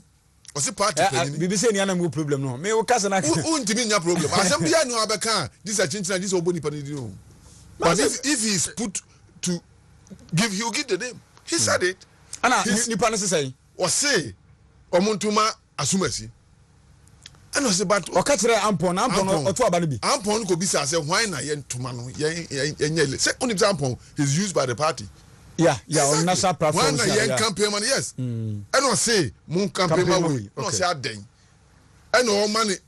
All training moon no so. But the message in the record. If this man is selected, next any yanka. No moon can say. Now say way popular. Or say Sakwa got the money dini. So now say, I know say Basan so it me win the national election. No. What they said was that Yentimia Winikura by 4 years time, that's how can you near can why I can no aba. And this is the mindset. Now, any person will how many elections. No? Oh, obviously. A bit time. I won't mention it, but obviously, not all of them are marketable. Okay. And that is the reason why we have to choose. Among the 10, the bit matono near to win election. So I said, yeah. And yeah, can camp. If it's a can, marketable. Okay. And it should be voted for. But what I'm saying is that let us respect the laws of the party. If you start disrespecting the laws up there, those down there will also disrespect the law. Okay. Na party ni no work kakra. Party. I mean question am busa fa. Budget. Of course. I couldn't get the opportunity to listen to entire budget. Okay. The entire region of the budget. But technically I think that one of the areas that we all expecting was import substitution. Okay. Why we have had this imbalance? See, you know, a major issue. COVID now the city was performing so well. Then unfortunately, because of the global nature of those activities, the man city media budget. Our expectation was to hear that there are measures put in place to make sure that at least it will gain its strength. And I think the minister touched on a few issues that is going to help us. It was good. We are hoping that nature will not frustrate him and that he will put things in place and make sure that country, recovering, you can see that we are recovering already. And in recovery, now we pay you. Now the MPP we knew from the beginning when Anado was elected as president, the way we were doing well, we brought inflation down, the CD stabilized, everything. You go back to now. Nippon are confident in MPP. Whoever is elected as a flag bearer will go there with those advantage. You know, the team that campaign, you are supporting Nippon in the election. Jando, budget, media budget. Midasi na the American say. Omei if say omo da yedo omatutu enyuma no ene omo edo omatutu sectors the various ministries na no si enye gidie wo mu what you say na ya mboa wo mu adwuma emu a I don't think we will go anywhere. And at any point in time bia minia I was see enya GDA sronko ema it say adwuma amuyi if you don't have confidence with in your manager hey dia mo be ye bia ni ho a ebe fa because you need his support, you need his push.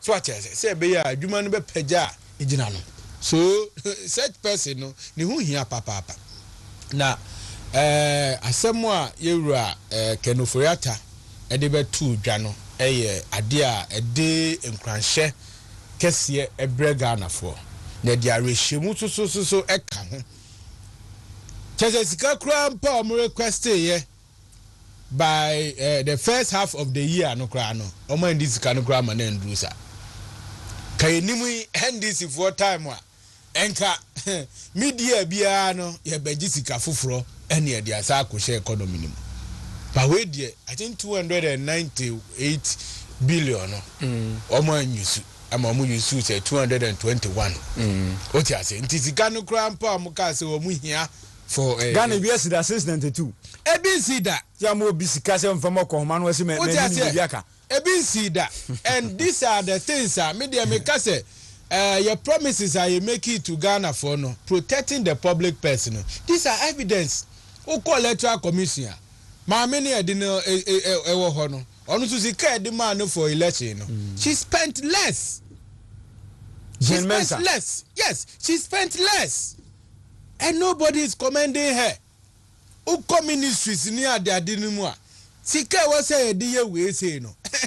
Be from said there's prudent use of our resources. It's immediate. Your campaign promise a dema Ghana for no. There are so many.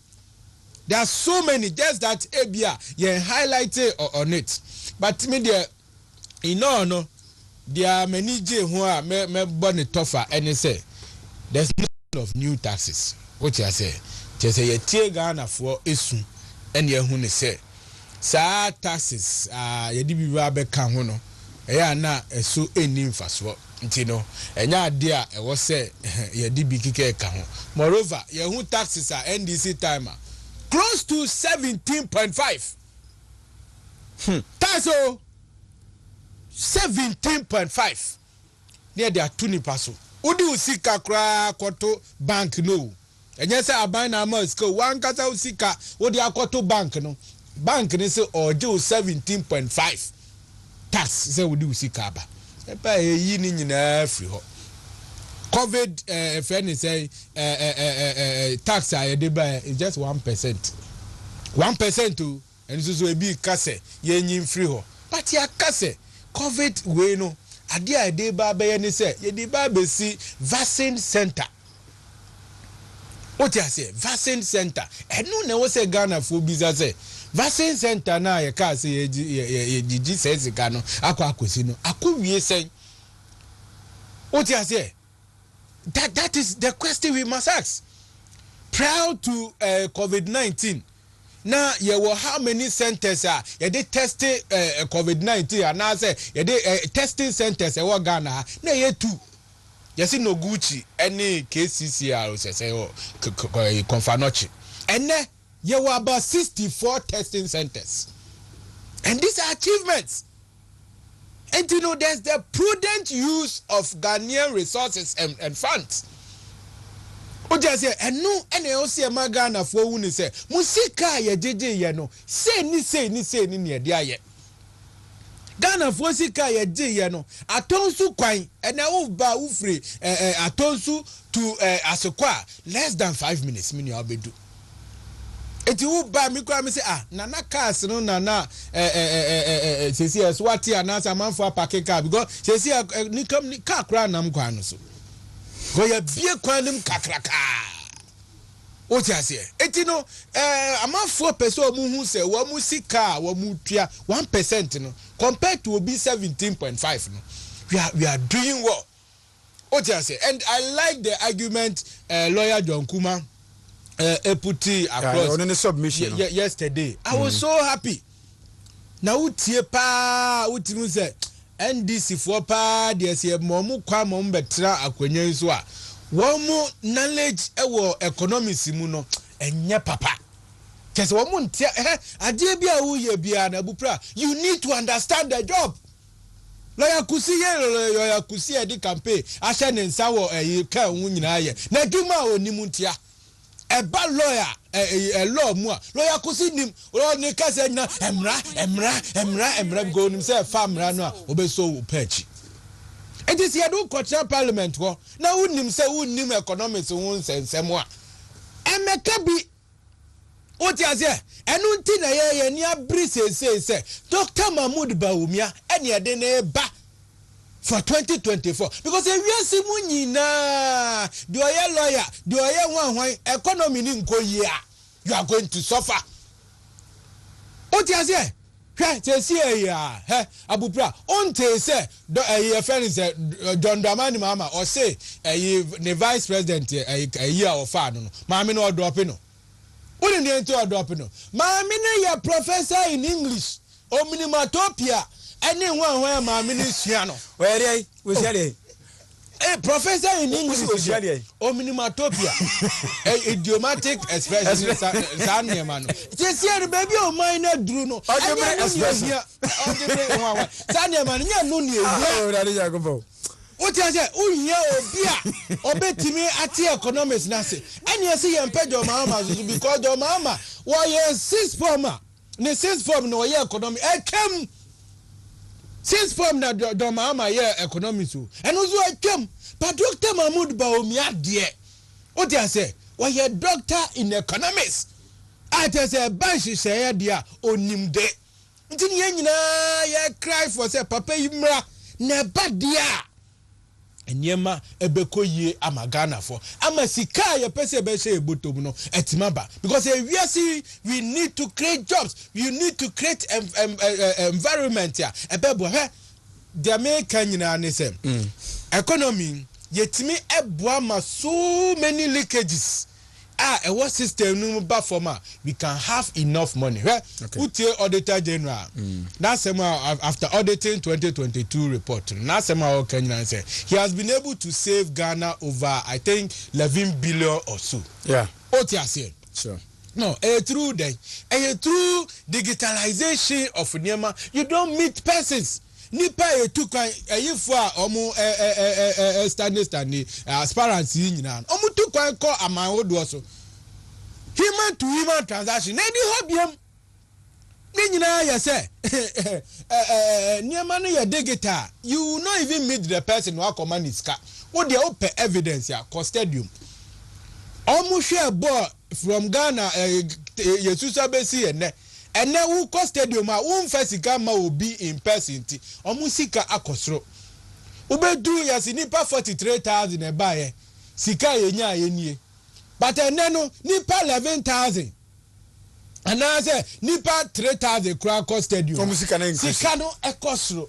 It goes to tell you say when systems are being put in place you don't need an individual and that is what and I make you yeah ECG for me na for hopa edwuma bi o me bia ni je ho ba sasase mo nsempenu fa hwehwemu a me ntiase da before ani amfa sa electronic payment in my na month bi o munya 450 million Ghana cedis sa electronic system by 1.2 billion so sikana na ka chene fa he ma men ka semtro ECG zero so hey makasa asem me say the regional director of ECG I was work eno dia how dey mean me ka me catro because card keke ni panfan koto prepaid krangu na ebi ni asante matemu a card o meter ni ho keje tia for mayo musu yen meter eni ho afari ye mieye enyira ye ECG for am connect power wo ko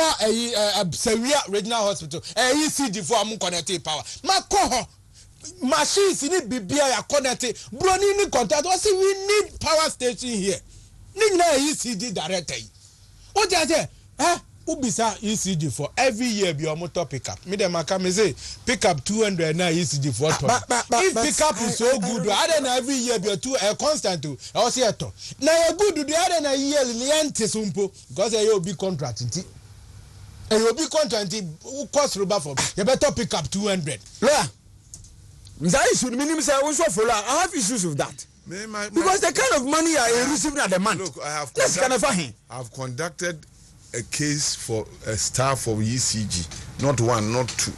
Yeah, omo means you see, Safobum to me a yesikano.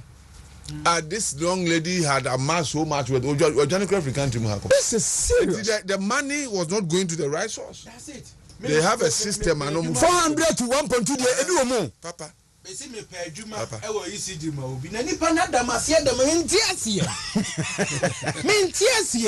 nipa na dam no de no there are a lot of institutions there are a lot of institutions so they be because and as he rightly said human to human contacts in there it breeds those kind of things and it may reducing it to the barest minimum to improve our system and this your system the leakage you there a dozen lawyer a dozen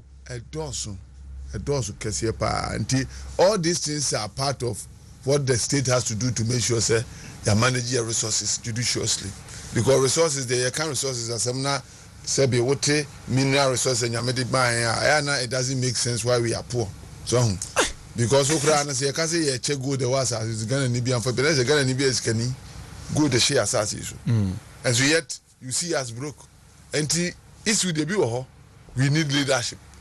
Something has to be done to streamline it. People have to get. You keep on saying that, and we need leadership. We need leadership.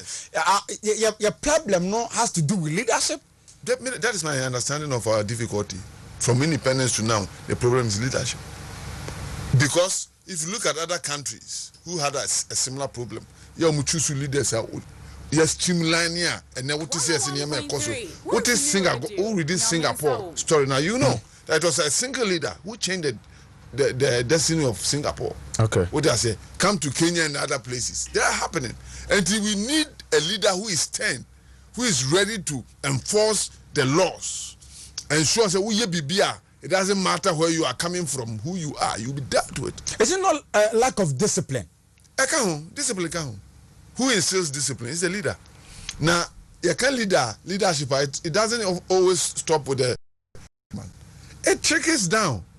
My example of judicial service, when I worked at the judicial service, you could see that people were employed as cleaners or mobile or clerks in ushers a juma. Now because cleaning work do be for the senka.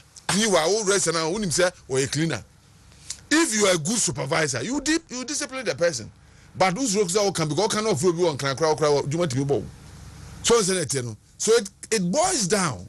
There should be leaders who are bold to say that this is what you have to do it. Otherwise, get out.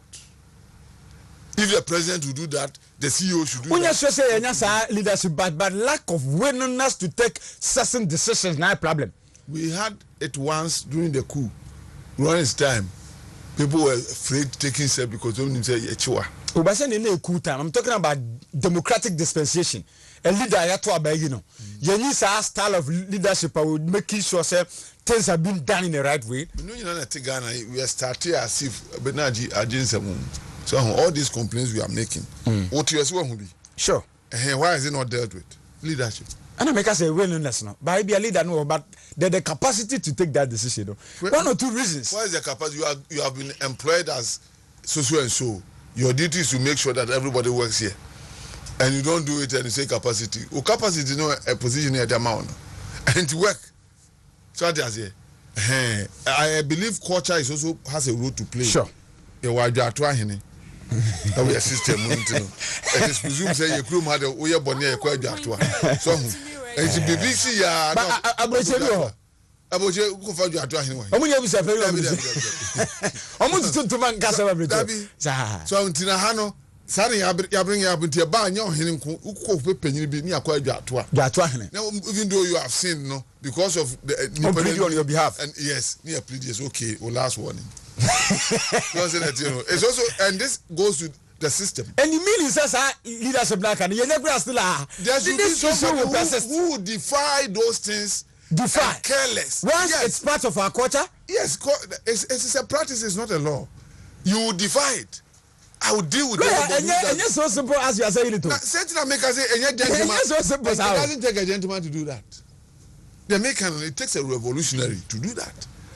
Okay. Otherwise, the system is said that we always countenance those things. And people go freely, they commit offenses. If I don't call me a bonum, that's if you are better such a leader. Yes, I believe so. I strongly believe Ghana has the potential of having such a leader. So I will defy odds. Nanyame beti empire or the bebrain. And yet, true violence means you come by the ballot paper. And he will come and instill discipline in the country. You will be a normal by the person will care less about the 4-year tenure. Even if I spend 4 years and I'm voted that I'm okay. No, yet say. The party for money pressure won't tea. No idea. Or yen say if we are Ghana for number second term. Oh, I cry mayor. Was starting to for people. Hey, especially party people. Then I tell them, say, I want to hear Jumo. I had wild streets, no. I say, wow. So initially, then Grover complained, but yet say, yeah, because that is the right way to go. So we need somebody who doesn't care whether or not you go for a second term, but may hear what is right, what is needful for Ghanaians to do. And when we do it. But Ghana, you never pay on another than Kokufado. Before another than Kokufado, I voted for Dama because of the current decision I not take it. But I don't make us you usually put him at you. Partial decision better than take it and so radical to man. Oh, but Nana Baubian because this is even in the track record on the Kumiprako decision. Exactly. Yeah, and it's any maybe some man inform me. Some of us had decision to. I agree. But all of us who say, no, I cannot transfer. So, men, if you get member for Yando, there are so many factors. You cannot take decision as one and you remember Kumo. And in a main one is true, sir. Kennedy, because it's Honeyman. But Massa, I cannot trust you. There are so many factors. I agree. So many factors. You can't take a say individual Ubaya Ziaka. And so it's not easy. Individual, individual traits cannot affect in some way, but in totality, it can. It's not easy. It can, Papa. You did not know Nanado when you supported him. You didn't know him. That is what I can say. What do I say? Otherwise, he would have lived the way he is. He's living. Nanado was his son. Oh, quite a media. The style of name maybe Anna. My first person can remember that. To you, assistant. But I'm not sure the president is pretending. He's Nanado. You didn't know him. He knew himself. He said, "This is who I am," and he's living the style that he is. What he said Nanado, I can say, "Ma change that." He has never said he believes he's doing the right thing. He believes that is who he is. It is our understanding and perception of him that was wrong. Okay. But this is he. Nanado, one idea. The style, no. It's candidates who are handkerchief sending sound on the stand. Who the sound offer. And one or did ye? Candidates who are your perception for now. It was all be changed.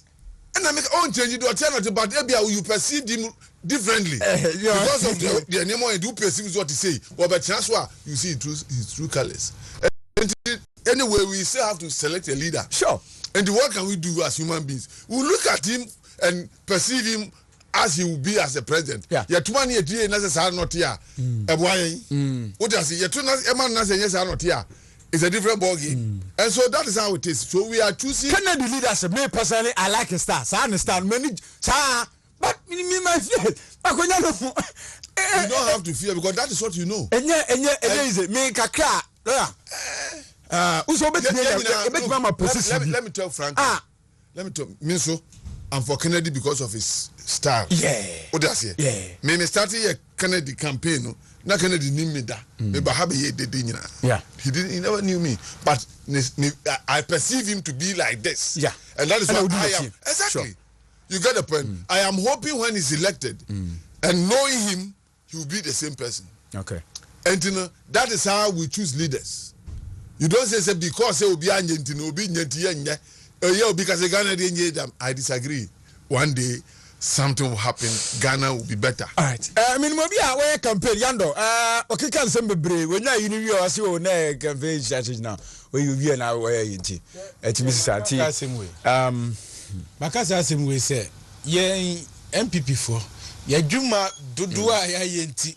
It could either win us election or cause a defeat for us. What did the American say? And then, Uko Hospital. There's a digitalized system. What I say folders near the dinner na aje a room, a whole room abosono. He says, I never in every hole.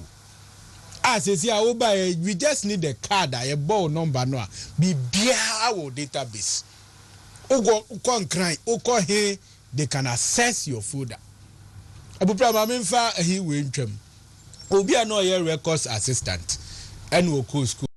Did to executive officer. I feel they didn't bad administration. I will say, admin, Mr. Wan, come, I mean, car records. I'm saying, there be Yanisa. She said, well, upgrade. Tina was so bad administration. Now, there be the admin says, I dare near Jumano by a day. Unim the normal records, one. See, Casam, oh, you who for that? Dino, this a ucha kakra.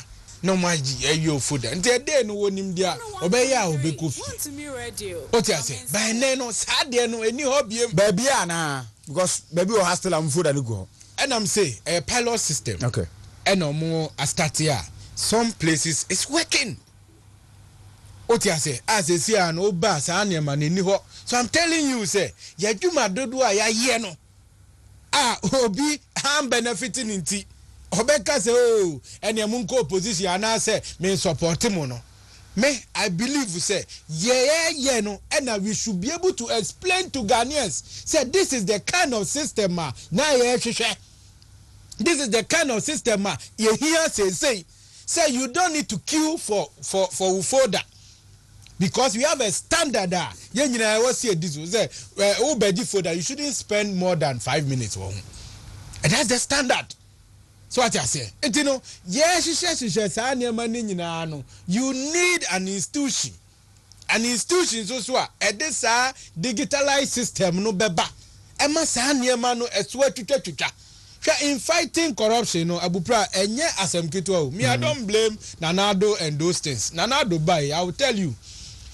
Audit service, so bisa a friend said, Domlek Vokra, or it's on your auditor.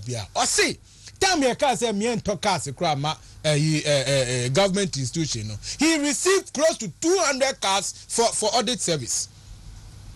Or say a baby anywhere why we truly and our resource audit service more than Nanado. Nanado are resourcing the entire audit service and they do their work very well. And send a procurement system also President Kufuor also at the buyer. What I say, and then right to information bill pass here. Now, how many years our parliament? Right to information close to 20 years. Nobody had the courage to pass that law. Now do pass it that law. Now you can walk to any institution and demand accountability from anybody. What I say, answer Nyakofa special prosecutor yaba. Yes, he died kukuruku dina tenum. What I say, a man of resources ready. Yedi enim se o NDC ni po obetima aye adwuma ne kamaka we ade cha me ka tire pai wo spark me ka nye so office me ntra ha minye se sa asem no ana papa e wada me ntimi nye biem no de sorry koy akofa we so aba we are expecting them to work. What you say ade no ebi wo ho adwo ma say mimi uni enti oda so ne namo because there's some newspaper reporting say government of Okoto play heading to so SPC investigation. So why investigation we can't blame. You cannot blame Nanado. Because Nanado intimi friend say macho. Definitely no. Yeah, they are common special prosecutor. Yeah, bedi bronye no okache will receive 32 cases. Enya san okache. Yeah, bedi bronye no. Say any August, any August 2nd. 32 cases. Emududu said what you what you say? Emududu said no Jabidie okay. Former DC. O say some there acquitted and discharged. Jabidie say Jabidie. O discharge no. Na say case we could just say among all the case Jabidie no. Of us na mama. NDC promise. Uko adjust the judgment. Woman no win here no. Go and see the number of cars was splashing. Cardinal cars no want to skagu. And the way a case and the special prosecutor na most important case are the Bibia no akwaje who take a two no abna sisi abna na package by kukro their case wa with them yasa me si on me dia me reference kra ne say ye be di bronya ono obi anhye no ono na de letter babo ne say me kro take two etimi di bro mo di bronya wie wa hwe obi akwache obi awie efa bronya ho Efa bronya ho. Me mama di bronya na wi ansa one na busuafo ntimi enjoy. Ntimi di bronya. Ye di bronya we me di Easter. Ye ni organize say another bronya. It is say abasa dey ahye say bronya bentimi nchina na. Dan krofo e wasi etu omo. Na serve as a deterrent to people say you cannot do that. What you say? Me ntia say say ufa UT bank, former UT bank. I wa edumuya. What you say? Cars that so package si ho a ne tie ne cards nyina. Enso ye bu akonta say the 21 billion. Edi wura those banks are na egum ye bu ho akonta wie ma ya close books no kra. Eti cars ni esi ho a de ben. I don't get it. I don't get it. I know you don't need Nanado to do that. You need people to take action. That is why I'm a buyer maker about the regional director wants him. Meet a Nikajetia, and Nanado as him. There are people they must work because we give them conditions. I mean, Abu-Prah. So if they don't, what happens? If they don't, that is why we must complain and make sure they act. Somebody should punish them. Because Hono, you see, sector minister, the minister should act. Oranapo must work and ask why. Why in Kajetia phone to Minyamita? So there are people like Edia Juma Shaw Monsa, Omunya Omajuma, and on this animal when Ebra by. If they are working assiduously, the government's name will come clear. And I know, say Ghana no, you always say no, and you say Nana at you. And yes, say, and it ya fat or how near Titi Emuda. And now, no baby, I no. We need to continue this good governance. What you say, and you pay, we need to call. It didn't just come like a sisui. Not yes, at ye, Emma free. And then like this is what ultimate Kobe. There were times it wasn't like that too. Now, coffee is off Fred because say your light.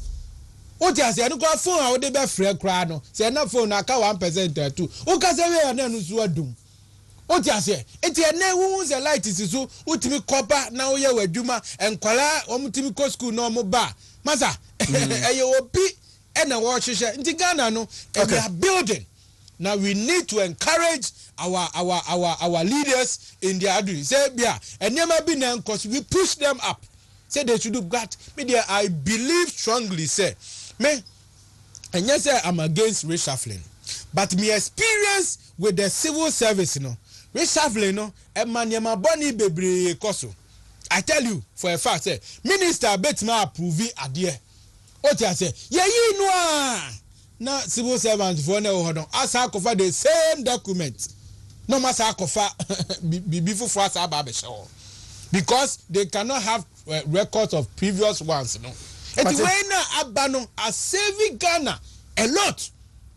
What I say, and I'll tell you, Nanado is the greatest politician so far as I know. There's a job to be done, and in some our careers, so no, minia feel when year it's going on and it's working. You can see Bema Ghana, Kolabia, upese uko secondary school there. Sika 70, it means we find that. And we know we had a problem. MP4, ye womo, assemblyman for a him for no musu, amu complaining behind bars. Say, Danny Daman for Bamu Bajin Kuala school fees, our secondary school, and you hobby. But that's a fact. Okay. Lawyer, Kakebro Aswana, oh, the other issues we are going to address at night. Issues I say we need to assist you with there is all about the contest. Sure. And I'm urging the delegates, especially with this special voting, they should go and exercise their rights without intimidation and fear.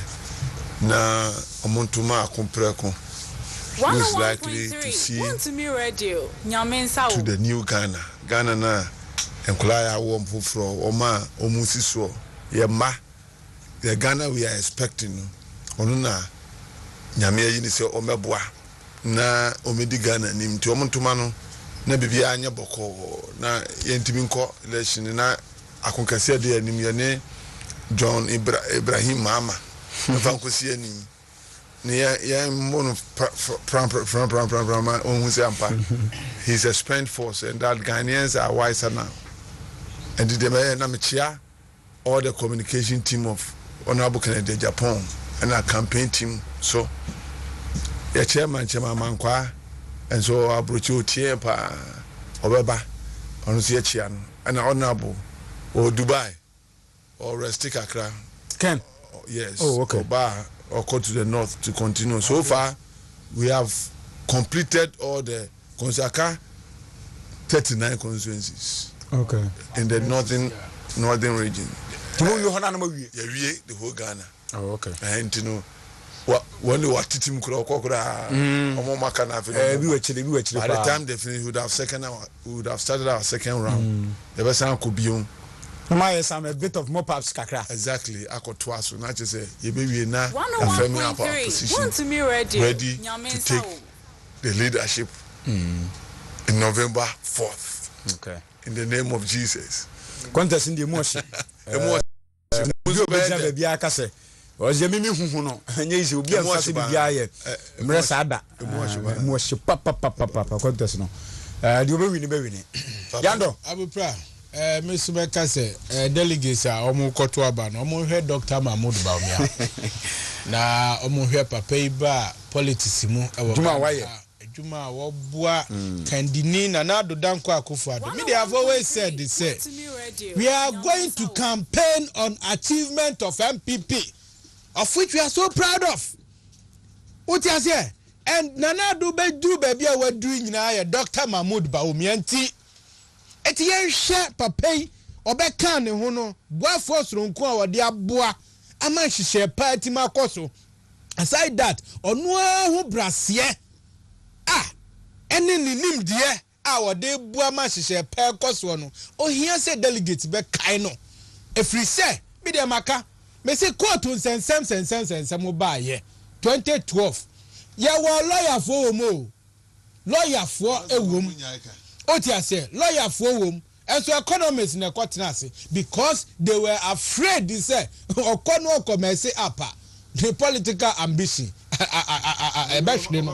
otia say and so papai etidina mu ekotena ase we all saw in the performance that we had 5-4 otia say okay we had 5-4 ruling at a kakakrabi naka ye dinkunim nanso so no efiti ho no wabɔ ne ho mmɔden ama bibi papa bia ɛbɛboa ma party hyehyɛ pa ne ne ma pa akɔso no wagyirem ama party ni din akɔso ɛnɛ ubisa NDC ni bia onipa osuro no pa hwan Dr. Mahmoud Baumia okay. And I think sir with that no ebetimi aboa aside that no ne nkabomu ehia papa so we Ashanti region ha kra mpa ye kra 43 MPs me boa 43 MPs almost 40 of them epe Dr. Mahmoud Baumia enkabombe na since adewe what you say enkabombe na since adewe udu babia so a obia boni din say papa yi momfa ne mra obey say ne yeti wa ho mo afa na amade a emmoa aside that ye call abatuo mu so a odu the northern part of Ghana na ye nkura bi kura ye kura ye betu ene ye no mu di chempe wo okay oti ase nti ye hese sa abatuo no betimi aba ansa na on religious grounds obi o ye kramoni ensusu no a Christopher ye program bia onamase 31st night o consori be 5 awodru so a oni o mu nkuta hundie no e wosoro nti yesrese ofa bia no a papa yi ede nkabomu ene ahobrase ene namo a be gidi ye se on top of it on ni competence no e wosoro ese wo mu nyina da mate la na so wo BB on court case in election petition we have to set the record straight say oko court now on your plaintiff on your party let me use it Wontumi go there dance here this will be my power of attorney yeah and you all can say lawyer for baby none of the lawyers in the party were parties to the suit the title of the suit Nana Danko Akufo-Addo Alhaji Mahmoud Baumia and Jake for MPP. These were the 3 plaintiffs. No other person from the party could have testified. Not General Secretary, no. No. NDC 2020. I said you get a court name. lawyer for Nusina, you come now. I said, these were the plaintiffs. Until you don't expect somebody from outside to go. 2020. Yando, please don't distract. You mommy. You don't expect somebody who is not a party to go and sit down and testify. Because he was a plaintiff. Okay. And yes, sir, you see, who can say the dance here? Now, I can say, Nan and go for Homa Ma. I wrong and you cry and throw because nobody was invited to testify. It was out of the train, once on Kasa. Okay. And then Kasa now